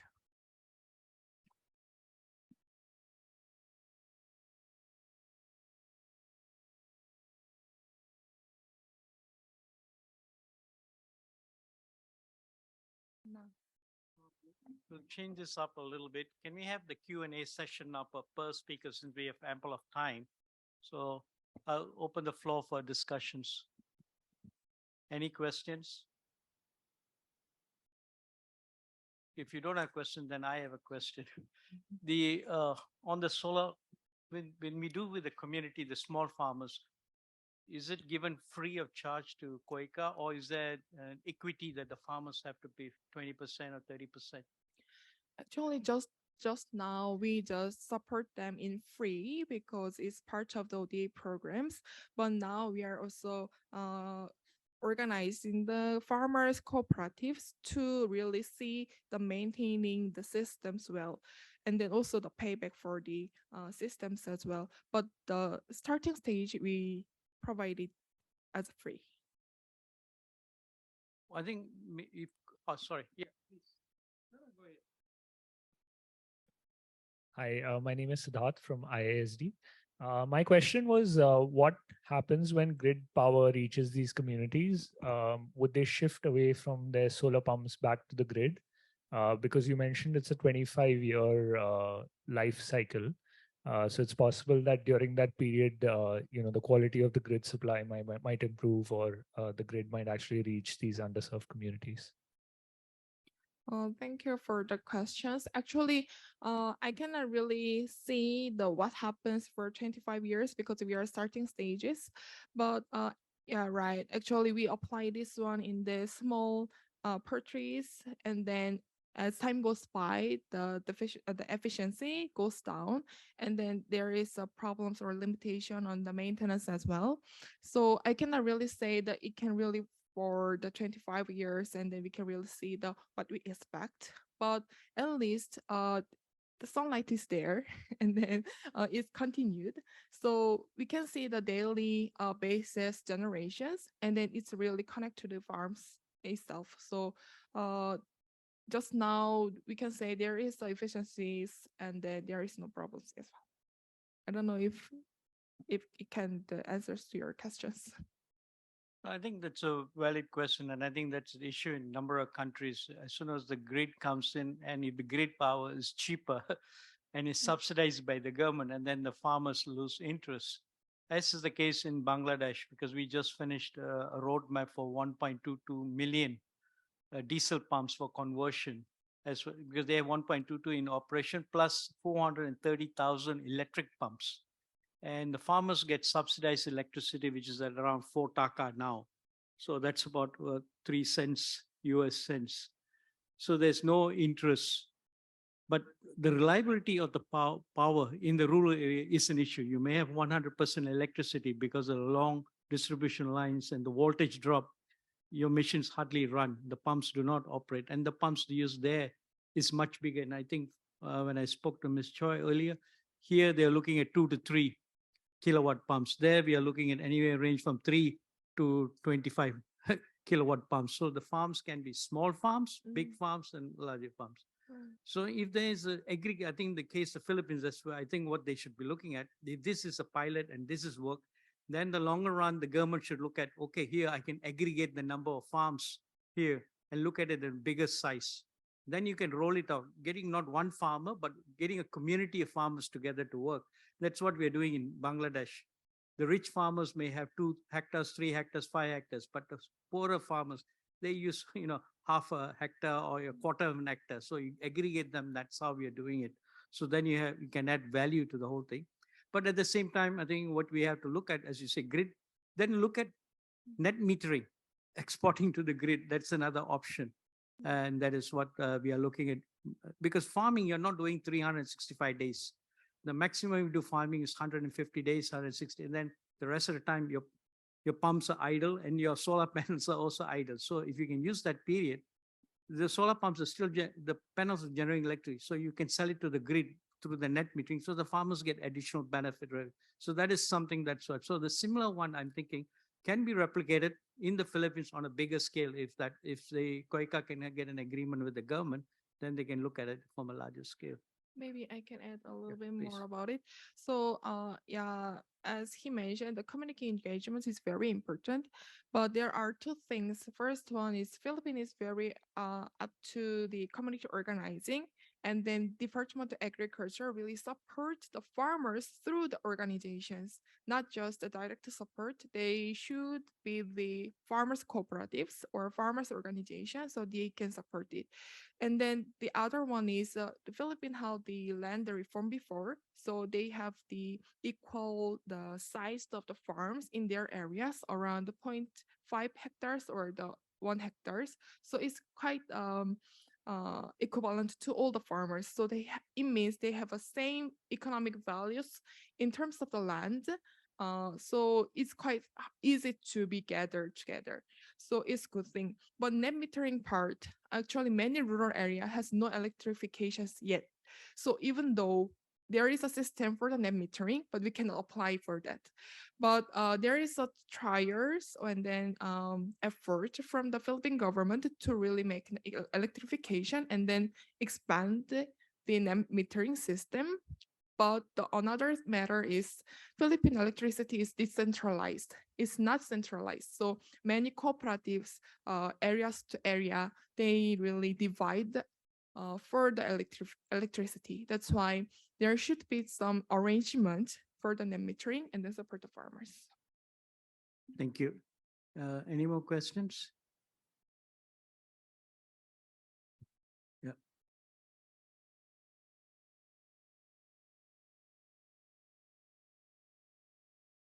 Hi, I'm Kayong Miss Chang from Korea Energy Agency, and I really liked your presentation. I totally agree with your the agriculture sector is one of the biggest causes of the greenhouse gas emissions.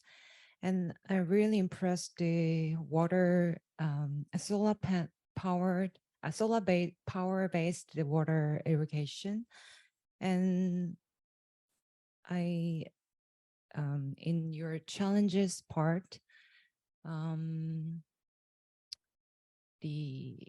am a little bit worried about the systems maintenance. So do you have any specific plans for the maintenance for the system? And if so, which one is the focusing part? I mean, the distribution is really important, but you want to as much as the distribution, or the the small but well-established system with strong maintenance? Yes, thank you for the questions. Actually, it's about the sustainability. If there is no maintenance, there will be no sustainability. But as I mentioned a while ago, there is a agriculture value chain, but this one is same. It should be making a value chain from the establishment and the maintenance and also empowerment. So it could be possible by the empowering the community and organizing the communities as well.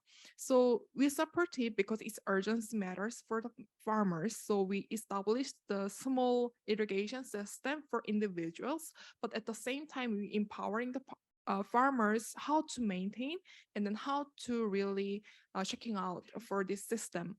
So it will not be the different way, it should be going together. So we create those chains for that. And as you mentioned, what is the much powerful one?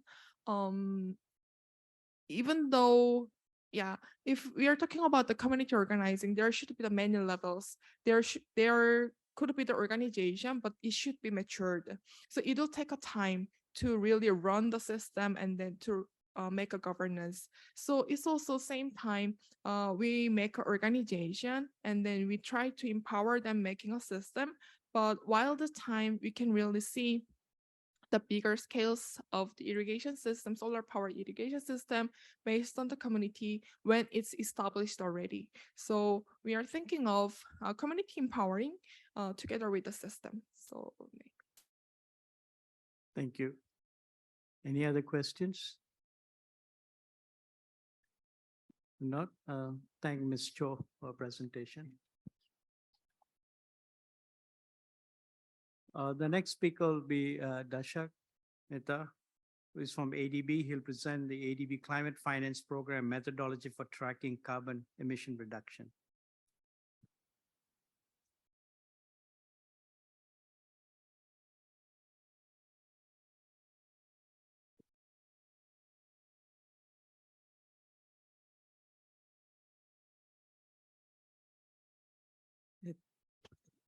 Thank you for inviting me to this very interesting session. So my job is to give you an overview as to what has been ADB's way of financing the or giving support through carbon markets, how ADB has done it earlier, and what are the methodologies that ADB is currently following to calculate and measure the carbon emission. So the historic perspective will be actually be helpful to us, because that will be by and large a methodology which will be followed by many other multilateral development institutes and probably other financial institutes also. So let me just try to take it forward. So historically, the carbon finance program or climate carbon market program had three major components, because of and it was following by and large the CDM methodologies and CDM related based fund it was. So it had first was Asia Pacific Carbon Fund, which was working on all the projects which were established before the first crediting period of the carbon market Kyoto Protocol, which is 2012. Then it was between Future Carbon Fund, which was operating between 2020 to 2012 to 2020. And then there was a technical support facility. So it was a comprehensive program which was helping the developing member countries to take advantage of the carbon market and take advantage of the new to put up new carbon abating technologies. So the concept was something like this. Let me just complete this is a so there is an entity which is in say developing country, and there is entity in developed country. The developing countries, they have the cap.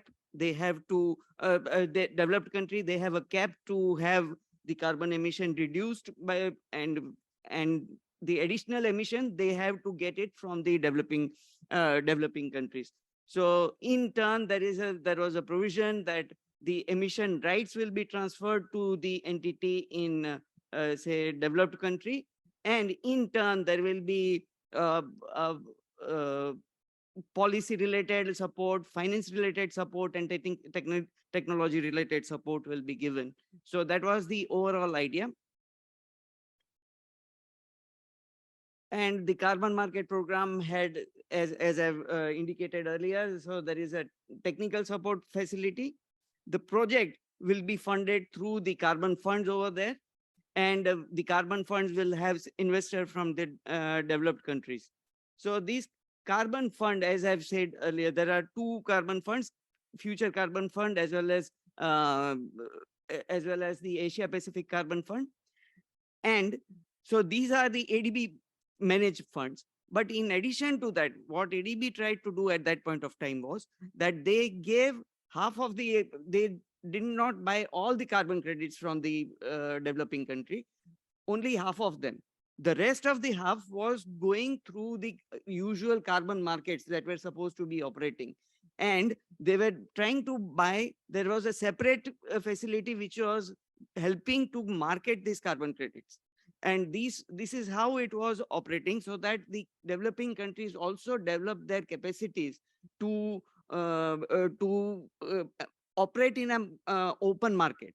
And that is how they were trying to work on it. ADB actually facilitated through a separate agency, which was a consulting firm, and it was trying to help the developing countries to select the buyers also, and that was the whole thing. So so that is how it was operating. Next, I'll. Oh, sorry. Yeah. So the fund flow was supposed to be operating in this fashion. So there was a pay on delivery. So there was 50% of amount of carbon credits were to be paid on delivery, whereas and is a carbon credits once and it is given and the payment is given. But thereafter, so what was also happening, that there was also a amount of money that was given to the carbon seller, basically in advance. The advance money was supposed to help the project developer to implement the project in earlier stages, so faster, so that because in initial stages there is the lack of carbon, there is lack of finance for the new technology projects. So this was the way the carbon market program was trying to help. So one of the reason why I'm just trying to give this historic perspective is this was a very innovative financial mechanism that was worked upon at that point of time, when the carbon market concept itself was very new. Probably we are already 8 hours, or no, more than that, more than 10 years since the Kyoto Protocol ended. So now there will be a new batch of people who will be coming, and probably similar kind of arrangements might be thought of by some entities. So that is one of the historic background. So let's try to understand as to what is the profile of the say energy profile, how it has changed over a period of time. Say in earlier times, say 60s, 70s, 80s, it was more to deal with for developing member countries. We had to have energy security, energy access, energy generation, mostly through, say, coal-fired power plants. These were the kind of things which were being financed. In between 2000 and 2010, there was a change which gave energy efficiency, generation of energy, energy efficiency in generation, energy efficiency in transmission, demand side management, partly some wind and solar projects, they started coming into the mix. Thereafter, in up to 20s and 30s, now, if we see, it is going to be renewable energy, partly, I say, hydrogen, new energy sources, new generation biomass projects. These are the kind of things that will be coming into the picture. And beyond that, say beyond 2030, it will be more like only renewable energy generation. Energy storage will be playing a big role in that. Grid modernization, digitization, these are the things which will happen. And of course, next generation biomass projects which will take. So this is a changing profile in which we will, an environment in which we will be working. So similarly, say the emerging scenario in terms of project financing will also be that fossil fuel based projects, say now onwards, they will be on exceptional basis. Almost there will be very few climate friendly projects, and financing will be mainstreamed. So that will be a norm basically. At the grid, and as the grid becomes, this is an important issue now that we will be facing. As the grid becomes cleaner, the CO2 saving opportunity will be less for more efficient or more. So the amount of revenue, carbon revenue that you will be getting for implementing energy efficiency or introducing renewable energy projects, that will be reducing substantially. So per ton of carbon dioxide, the prices will have to go up. And so these are the characteristics that one has to see. New energy technologies which will be financed. Of course, it will be hydrogen, CCUS, biofuel, offshore wind. These are the things which will have to be worked. What we have seen in previous sessions that Korea is working on, say offshore wind or CCS. These are the things which are already there in Korea's plan.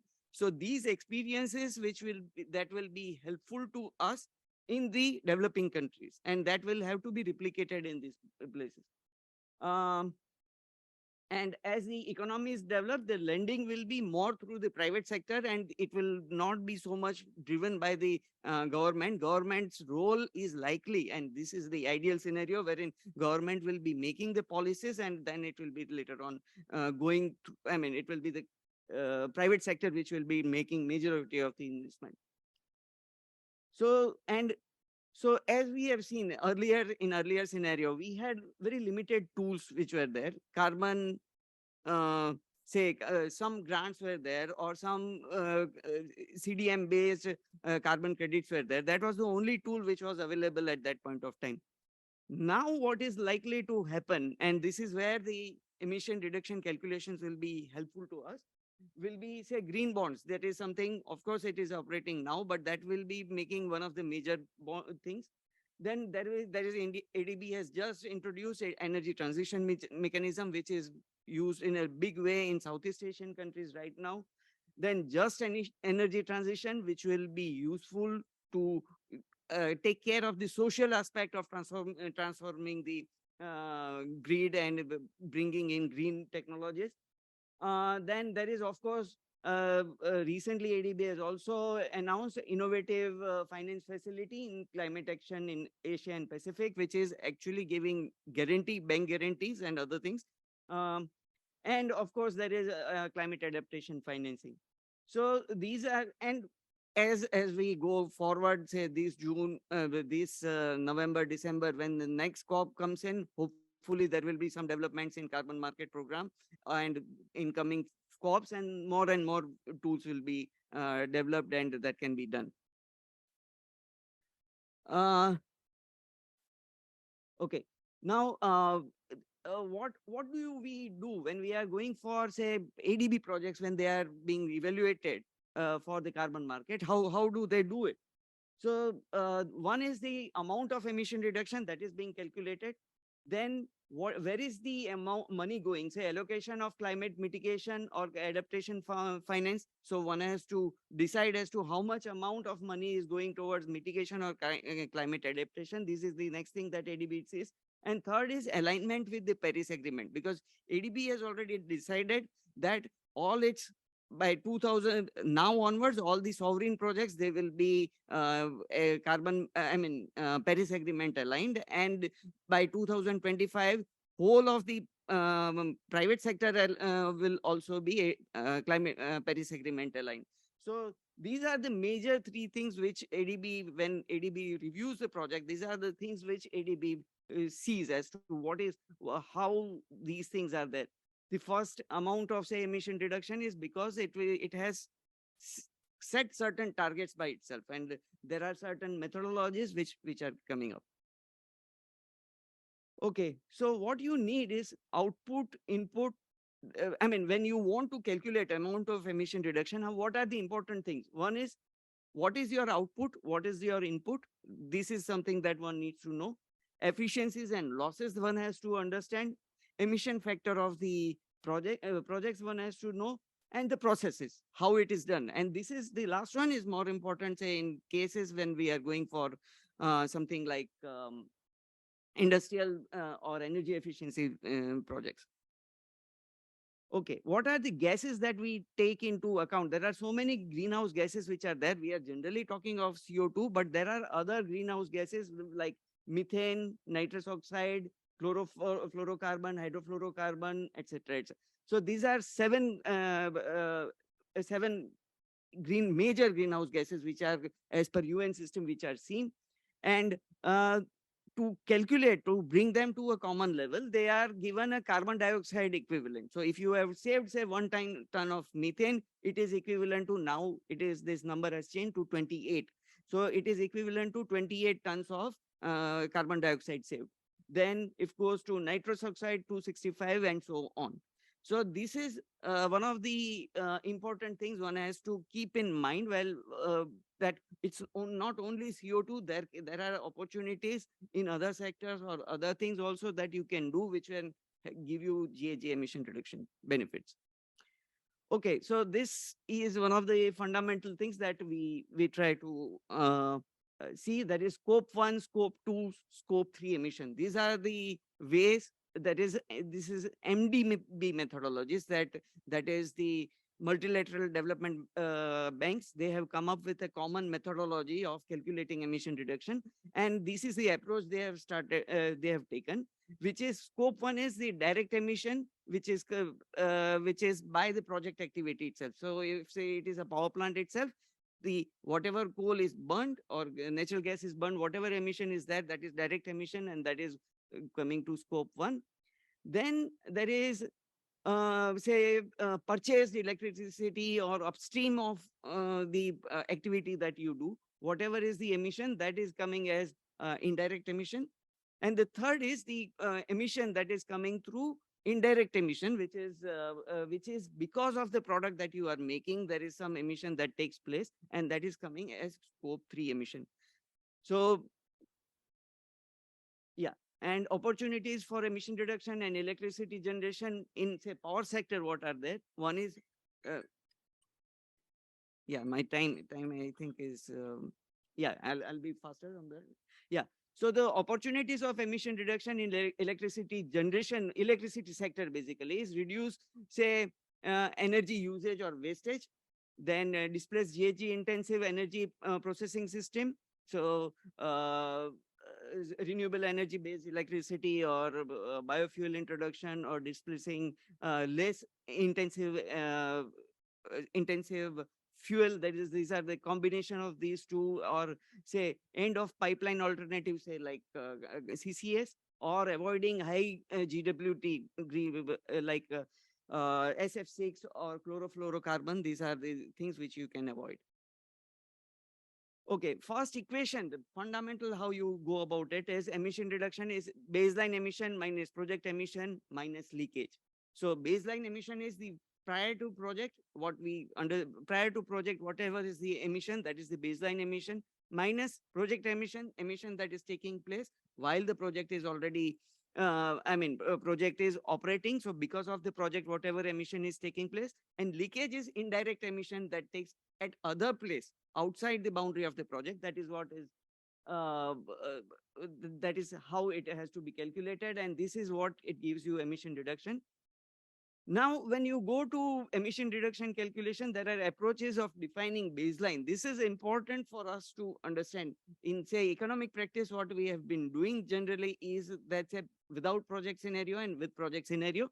Now, with project scenario, you have performance-based approach, then which is say historic performance that can be seen, or business as usual approach, or best available technology. So that will increase your degree of the, say, conservativeness while calculating emission reduction. That is what it will come into picture. Now, say, as I've said, the multilateral, what ADB follows is multilateral development banks of harmonized GHG accounting standards. So these are the standards. One is there on renewable energy, then there is one on energy efficiency, then there is on transport, water, and there is, this is just a reply to the question in the last session, that there is also emission factor guideline, which is there by the MDB group, which keeps on revising every 2 years. So this is what ADB takes into account as part of the harmonized accounting. And there are a few other things. So this is something, I mean, all the links are given over here. The whole presentation is available. All the links are available to you, and you can follow this thing. And this is the emission factor which are given in the in that link that I mentioned earlier. There are different emission factors for different scenarios. Say one is, say, when you are introducing firm energy, renewable energy, say like hydro or geothermal. The other is intermittent energy. So that is when solar, wind, which keep on changing. Then energy efficiency, there is a different emission factor, and electricity consumption, that is something else. So these are already available for almost 180 countries, and we can try to do that. And I think this part, I'll just leave it over here. Whenever we have time, we can discuss this, but this is the methodology that can be followed. Partly this in the previous session, this has been explained also, but later on, if you want to discuss, we can always discuss it further. And yeah, thank you. If there is any question, please ask Dr. Nam.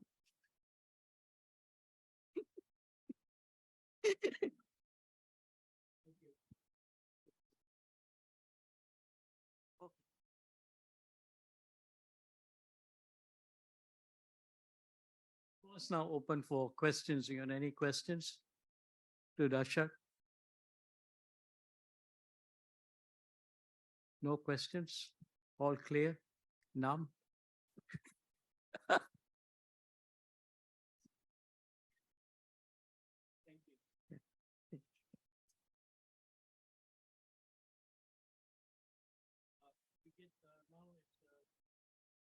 Jae-Young, you, who's the Chief Executive of Business Development of Carbon Co.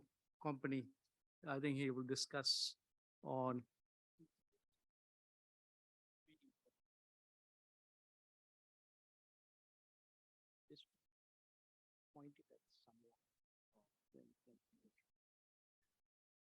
Hello, good afternoon. I'm really glad to be here as a last speaker of today's session. So this could be a very good excuse to shorten my presentation. So everybody wants to go home earlier before the traffic. Okay, my name is Sang Kim. I'm the general manager and head of sales and marketing team of Carbon Co. The Carbon Co is a newly established company in last year for the decarbonization business under the DR ENC, which was having the previous known name as a Dalim Industrial Company, who is a engineering and construction company. So this is a new business opportunity from Carbon Neutral and how DR ENC and Carbon Co approaches.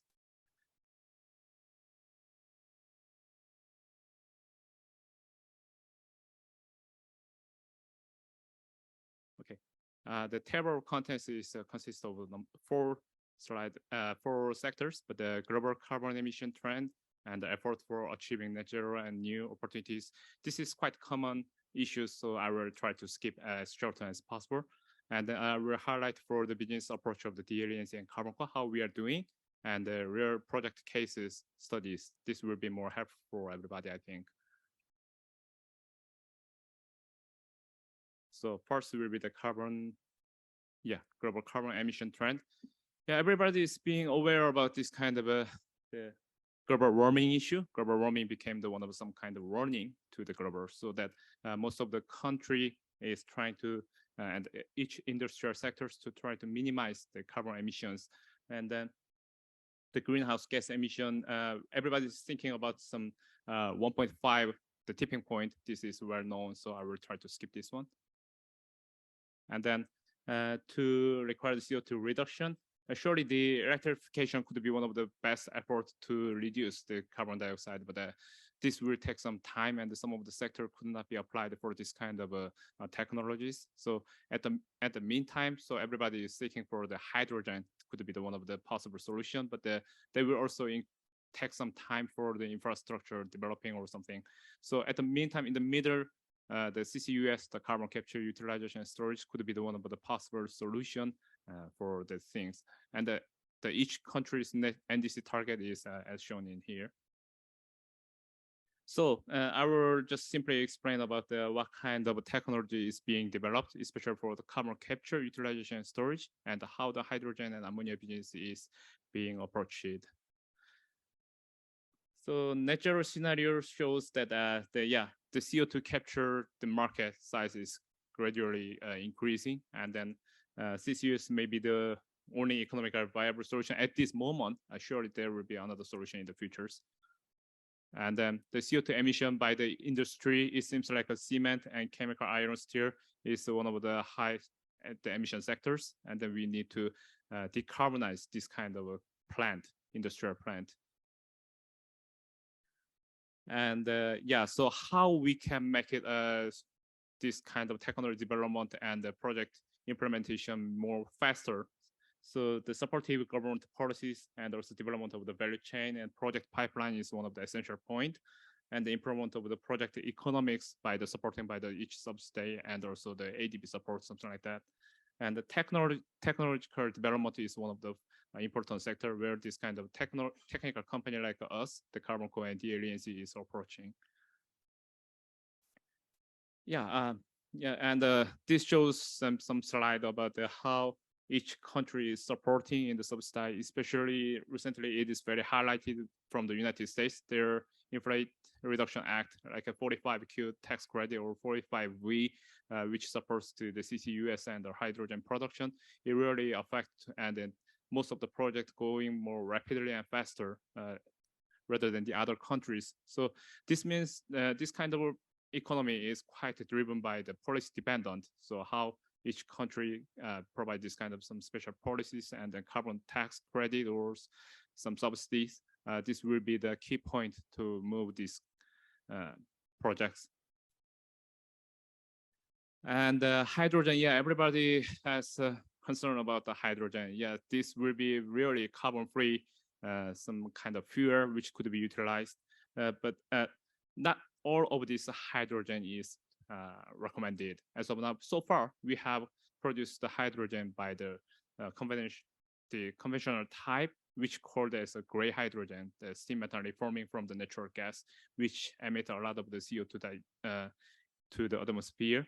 So nowadays, the blue hydrogen is being highlighted, which we need to capture carbon dioxide during the process of this hydrogen production, and also the post-combustion carbon capture is also required.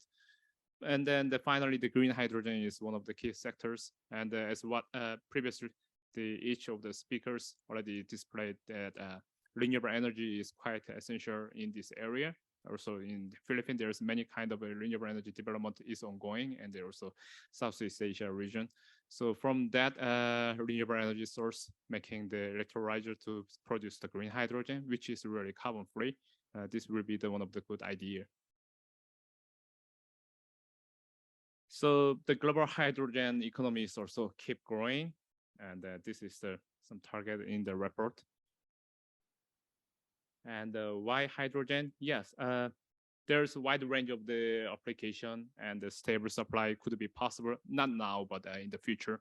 And then high energy efficiency, we will explain in the next step. And also in the mobile and transportable, there's many issues that we need to solve, but this will be one of the possible method, hydrogen infrastructure, how it will be built in each of the country, but it's step by steps. So there's from the production stage and the storage and transportation and how it could be distributed to the end users. Yeah, as well as mentioned, there's gray hydrogen and blue hydrogen and green hydrogen, and how it could be economically and technically safely, it could be delivered to the certain location from the location. So that the storage, shipping, and the land transportation pipeline is one of the methods, and how we economically this hold in some kind of storage site so that it can be distributed to the certain the end user point. This is one of the key issues, and this is how we are going. So for the production side, we need to improve the carbon capture process to make a blue hydrogen, and electrolyzers is being keep developed. Previously, it was only the worldwide, they only have 2 gigawatts electrolyzer size, but nowadays one project covers more than 2 gigawatt or 3 gigawatt electrolyzations. So this will be keep increase, and also storage and transportation. Still, there's many limit of the technology being developed to store hydrogen as a liquefied, because this will be a very low pressure, the temperatures. And then the end user, how we will use the hydrogen for the energy source, like a fuel cells and also the refueling station. This kind of things is keep going on. This is some kind of technical highlight that I'm mentioning. So the projected global hydrogen production, it covers a little bit slightly higher than the demand of the worldwide until 2050, and also at the time of 2040. And the good point of the hydrogen is that they have some very good energy, the highest energy per unit mass per kilogram. They have so much more of the joule they can produce. But what we have facing the problem is the hydrogen could be produced only in certain region. Of course, everywhere we can make it, but it's depend on the locations due to the renewable energy limit, and also how we can store capture the carbon dioxide from the blue hydrogen production process. So what we need to do is transport hydrogen from the one country to the other country. This is one of the issue. Hydrogen is not easy to transport for the long distance due to this some handling cost. So what we prefer is to convert it to make ammonia, so that the ammonia is much more easier to handle. So that making the ammonia and deliver it to the certain destination country like Korea or Japan or Far East Asia market. So in this kind of a circumstance, what DLENC, our company, and CarbonCo is doing, the DLENC have participated for this kind of projects more than 20 years for the carbon captures. And finally, recently, we have decided to incorporate one company, special company for the decarbonization business, the name the CarbonCo, where I belongs to. And the DL group, the previous name, the DELIM, have a lot of the affiliate which could be participated for the most of the value chains for the CCS and carbon products, and also hydrogen and ammonia productions and delivery. This is our the previous track record where we have for the decarbonization business. So yeah, this is it. From the left top, there's a steel plant, cement plant, or the electricity, the generators, or the industrial plant like a pulp company, whoever's they having emitting carbon dioxide, greenhouse gas. And then we efficiently capture carbon dioxide from them.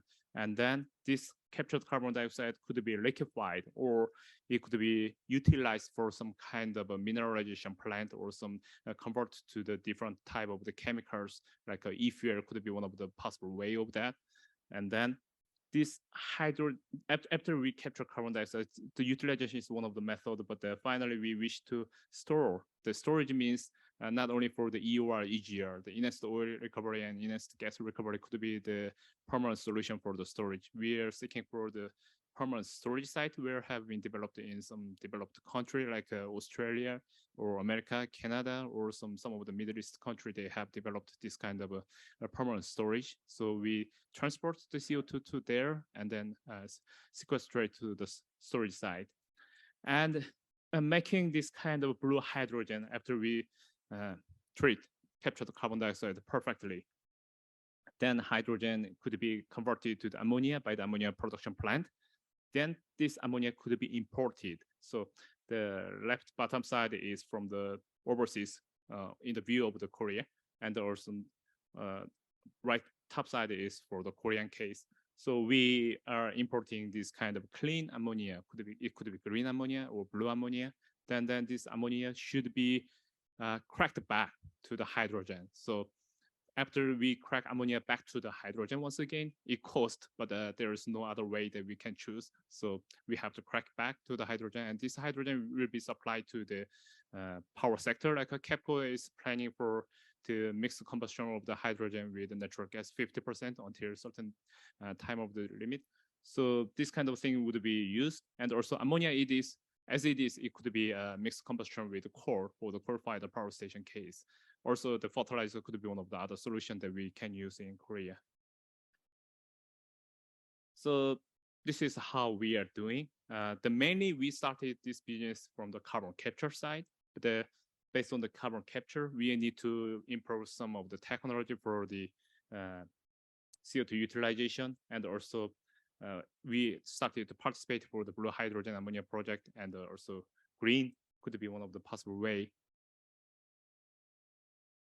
So the Carbon Co is providing the starting from the very early stage of the consulting, the business consulting, and also providing feasibility study, basic and feed design, and EPC, O&M, and also the construction management, commissioning startup, operation. Sometimes we providing the build, own, operate of this kind of carbon capture unit, and we do everything for the customers.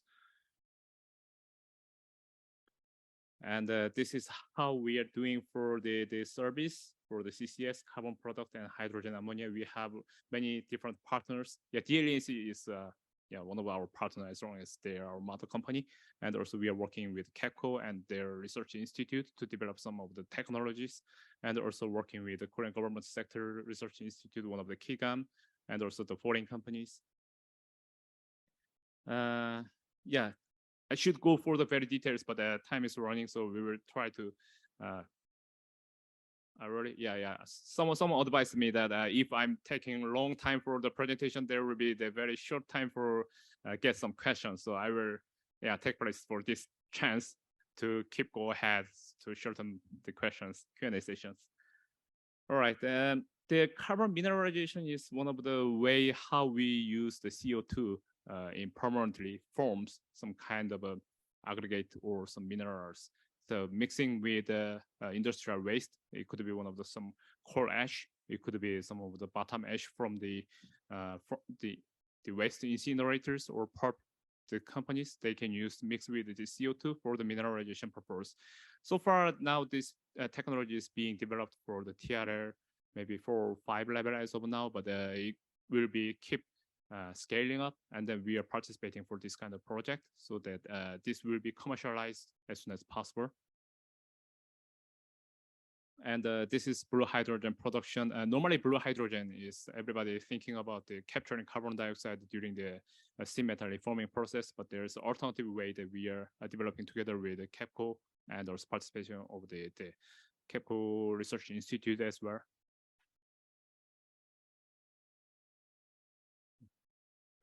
And finally, what I mentioned is the ammonia cracking. So some of the country like Korea, we require to crack the ammonia back to the hydrogen. For the purpose, this is not rocket science, but we need to develop and commercially proven size of the ammonia cracking so that this could be directly utilized for the hydrogen purpose. There's mobility is ongoing in Korea, and also mainly for the power sector, it is required to use. So we are participating for this kind of a project, technology development project, and then trying to secure some of the intellectual property of that. And then based on that technology we have on our hand, we can continue our project development and the investment and participations. So let's go to the actual project case studies, what we are doing. First case is, most common case, in case of the coal-fired power station, they wish to continuously run this coal-fired power station, but everybody is trying to remove and reduce and early retirement of the coal-fired power station because they emit greenhouse gas too much. So what we propose is we capture carbon dioxide from their flue gas from their stack after burn the coal. It contains around 13 to 14% of the CO2 composition in the flue gas, and the pressure is the normal pressure.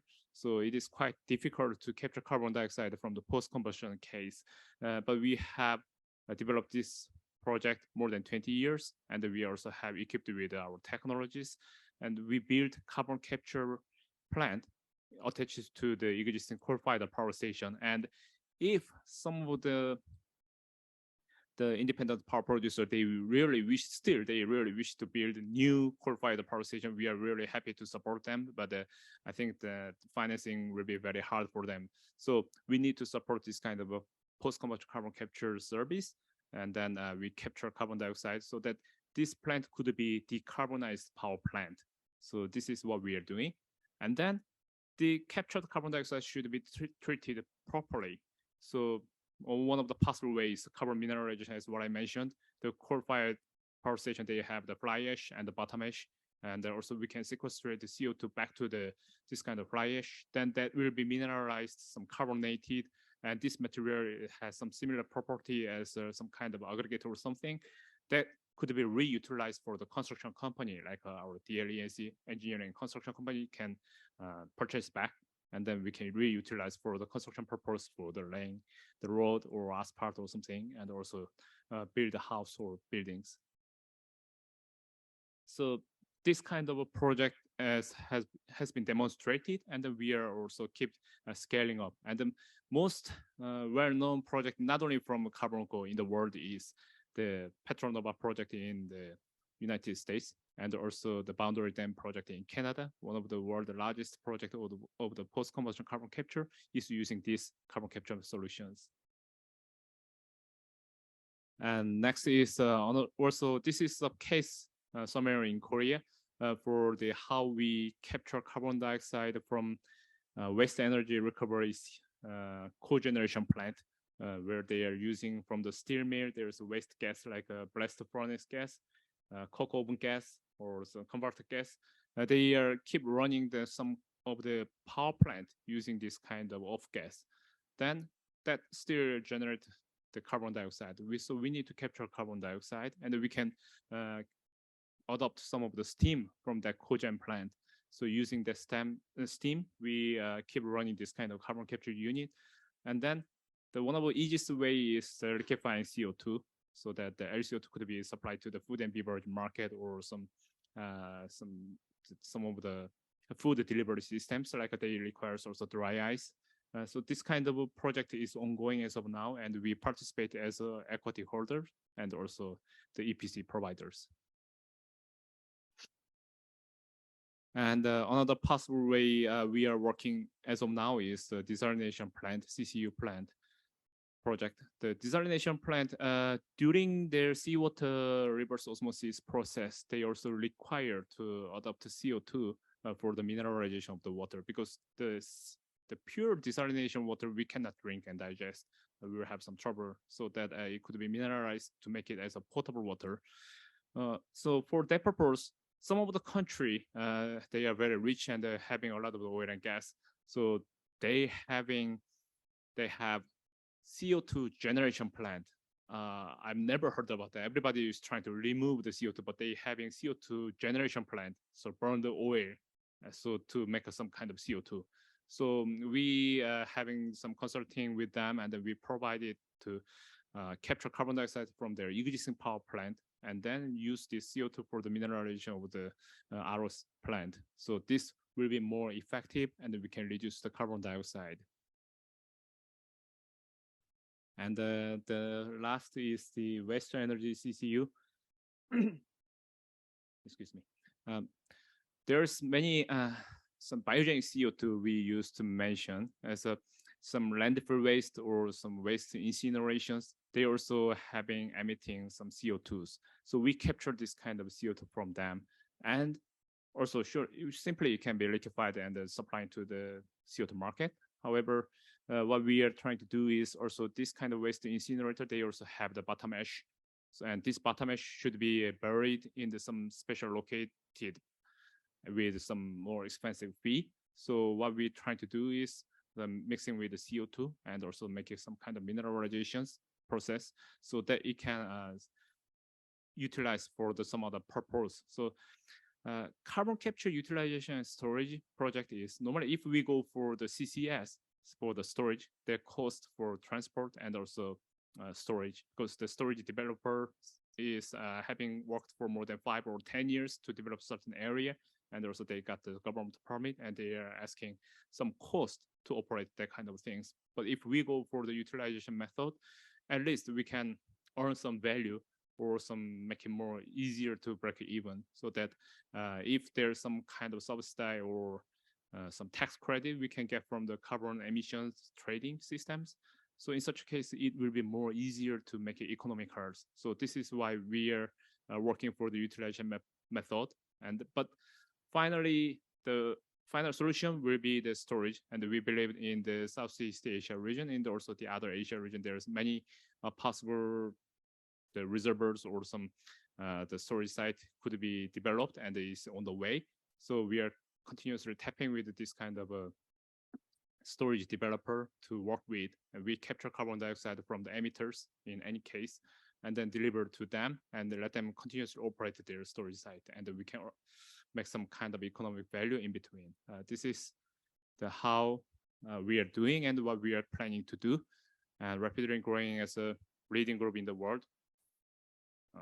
What a shame, but yeah, DL is developing a pioneer solution for decarbonization business to remarkably reduce GH emissions. So if you have any further question or something, you can simply email to the, I think you can see the inquiry@carbonco.com, and then it will be linked to my email. Thank you very much.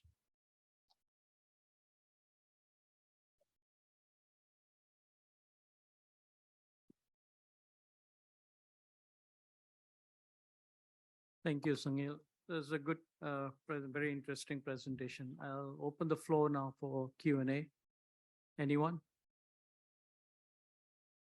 Please, Rashad. Yeah, there's my.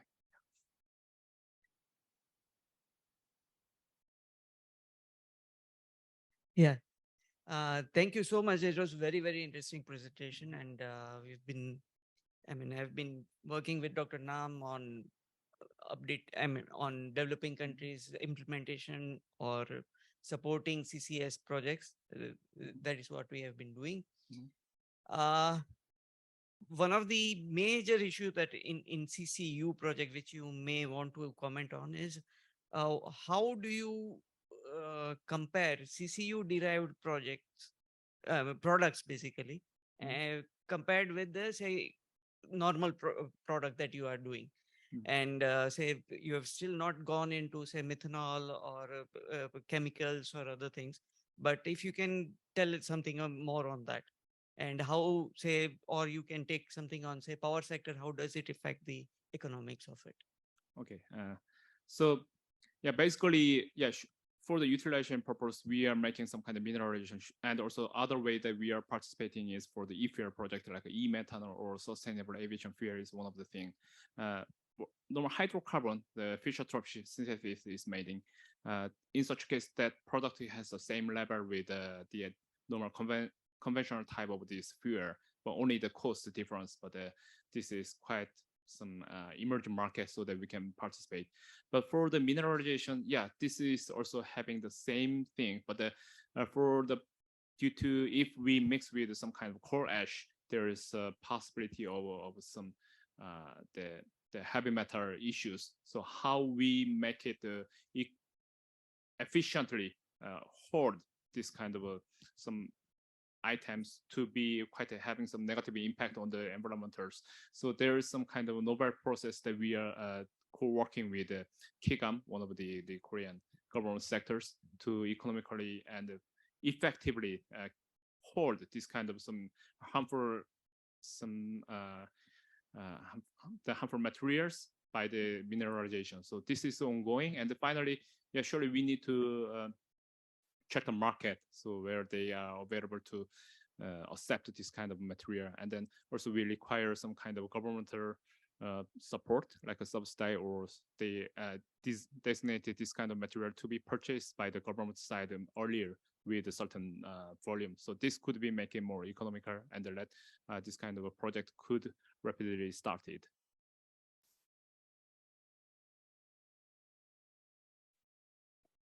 Any questions? Anyone else? Please. Thank you so much, Mr. Kim. Yeah, it was a very comprehensive presentation. So I would like to know, you presented 4 cases. Have those projects actually carried out? Or? Yeah, some of the project is ready to start, and we established one of the SPC by our putting the investment or direct investment. And the other project is in the feed stage, and we are about to start the project by third quarter of this year.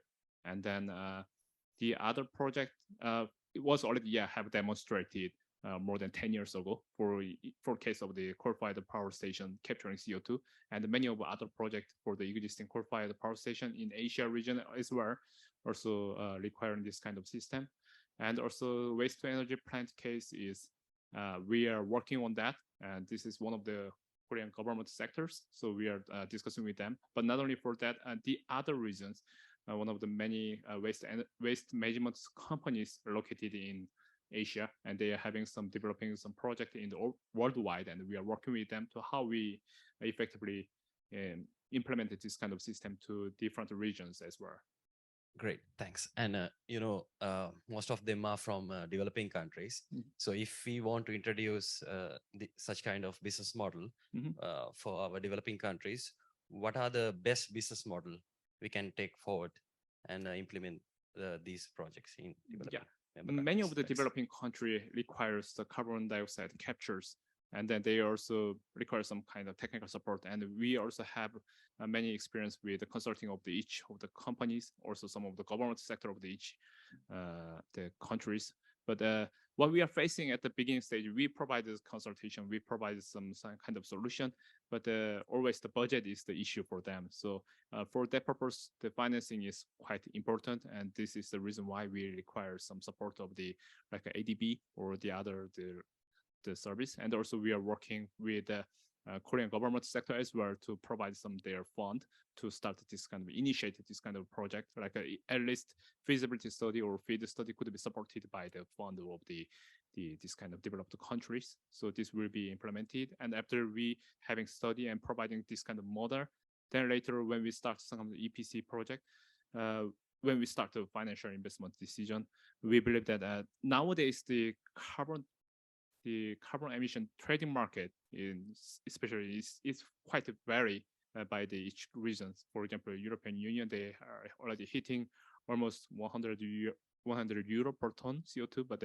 Singapore is very low. In Korea is also less than $20 as of now. And so all is different, but we believe when this will emerge and there will be the target price for the overall. So in such a case, the investment from the overseas could be much more easier, like what we are doing for a CDM program or something, so that they can invest their cost and capture carbon dioxide from the developing country and they get this kind of carbon credit from their own country. That will be helpful for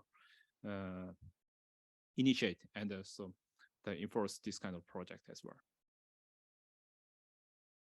So if you have any opportunities, please simply email to us. We can start some consultations. Another question?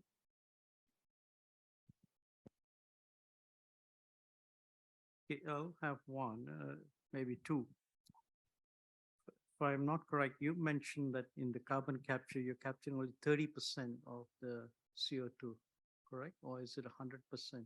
No, we can capture 100%, almost 99.999%. Okay. It depends on the purity and the capture ratio is how we design.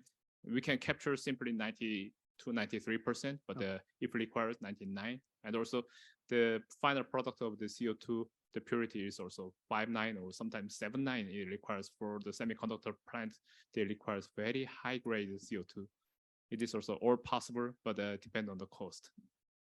And when you say CCUS, you're using it for like using it together with the demineralization with the bottom ash and fly ash. But as Ms. Kim mentioned, by 2030, you'll be shutting down 23 coal-fired plants. Yeah. So after that, then what else will you, because you won't be using coal ash anymore after that. So yeah, the previous that presented by the CAPCO is for Korea case, but we believe still many of the country in Asia still depend on the coal-fired power station. And even though some of the country they are trying to early retirement of their coal-fired power station and build a new natural gas-fired power station, but some of the country could not do that due to some of the cost issues, commercial issues. So in such a case, we can keep continuously provide this kind of system. And then there was at the today's third session, we have already presented how the Korea, the Department of the Environment is working with. For example, for the Vietnam country, we are co-work together. They have a lot of the coal-fired power stations still running. And then we are trying to introduce this kind of a system to them. So at least they can earn some value and also decarbonize their power plant. Natural gas-based power plants can also have, CO2 capture. That is also one of the options. The cost can increase, but a little bit probably. Cost is a little different as per our model, but somewhat difference is, coal-fired power station is most easiest way for us, but the natural gas-fired power station, they have 3 to 4% of CO2 composition in their emission gas. It is a little bit hard to capture, but we do. So we also have designed all of this kind of model, and also the design for the 3D model, almost 60% progress of this 3D model we have completed, which means we completed the detailed engineering for this, and this could be implemented. And some of the project what we are working for as of now is for this kind of combined cycle power stations. In your presentation, you mentioned, you're getting hydrogen, transportation of hydrogen because of the cryogenic problem, transportation at a very low temperature, you need to cool it. So you're trying to bring it as ammonia because ammonia is less than maybe 50, 60 something minus is easier to transport. Right. But when you bring in ammonia into Korea, you have to convert it back into hydrogen. What's the cost benefit analysis? Because that was not very clear. You only mentioned there's a cost, but does that really make sense to you? It is not a cost issue because the limited condition of for Korean nation, we don't have the possibility to produce green hydrogen or blue hydrogen. But so cost-wise, if some other country they have the renewable energy with a cheap price, or they have some kind of CO2 storage site so that they can make some kind of blue hydrogen production is very easily, surely they will go for that way. They don't need to import clean hydrogen or ammonia from the overseas and the crack back. It costs. But we have no option. We have no choice in Korea case. We have to do that. So what we have compared is we are still importing. The Korea and Japan is the high demand of the LNG from the importing from the overseas. So if we produce blue hydrogen by the LNG in Korea and capture CO2 and transport back to somewhere else like Southeast Asia or Australia or Middle East, then which will be more expensive for this kind of case, or we produce hydrogen in clean hydrogen in the overseas and directly convert it to the ammonia and bring it back and crack back. Finally, we got the result. Making the ammonia and crack back is much cheaper than we produce the blue hydrogen in Korea, and dump CO2 to the different country. So this is the way we selected, and this will be the, I think, the major model will be in Korean cases. Thank you. Just one last question. For a typical, I mean, if any country wants to invest in like Vietnam for your CCUS, what will be the cost? What will be the cost? The cost normally, for example, yeah, we cannot say we cannot reveal the capex and opex in here, but we can simply say it depends on the size and the scale. But normally we consider $50 to $80 per ton CO2 captures and utilization or storage. So, for example, in United States case, they provide the 45Q tax credit for the CCS case about the $85 per ton CO2, and which with our cost, which it makes more sense. And then if we scale up like a capture per million ton per year, something like that, over that size, we can reduce below $50 per ton CO2.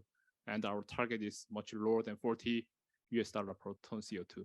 So it depends on the scale and depend on the location, how we can get the utility from nearby some plant. So this has many kind of some indicators to make some varies, but it is possible to make it below $50 per ton CO2, which make it really economical in case of the United States and the other countries as well. Thank you. Okay, thank you very much. More questions? Nobody? Okay, not then please join me in thanking all the speakers. Thank you.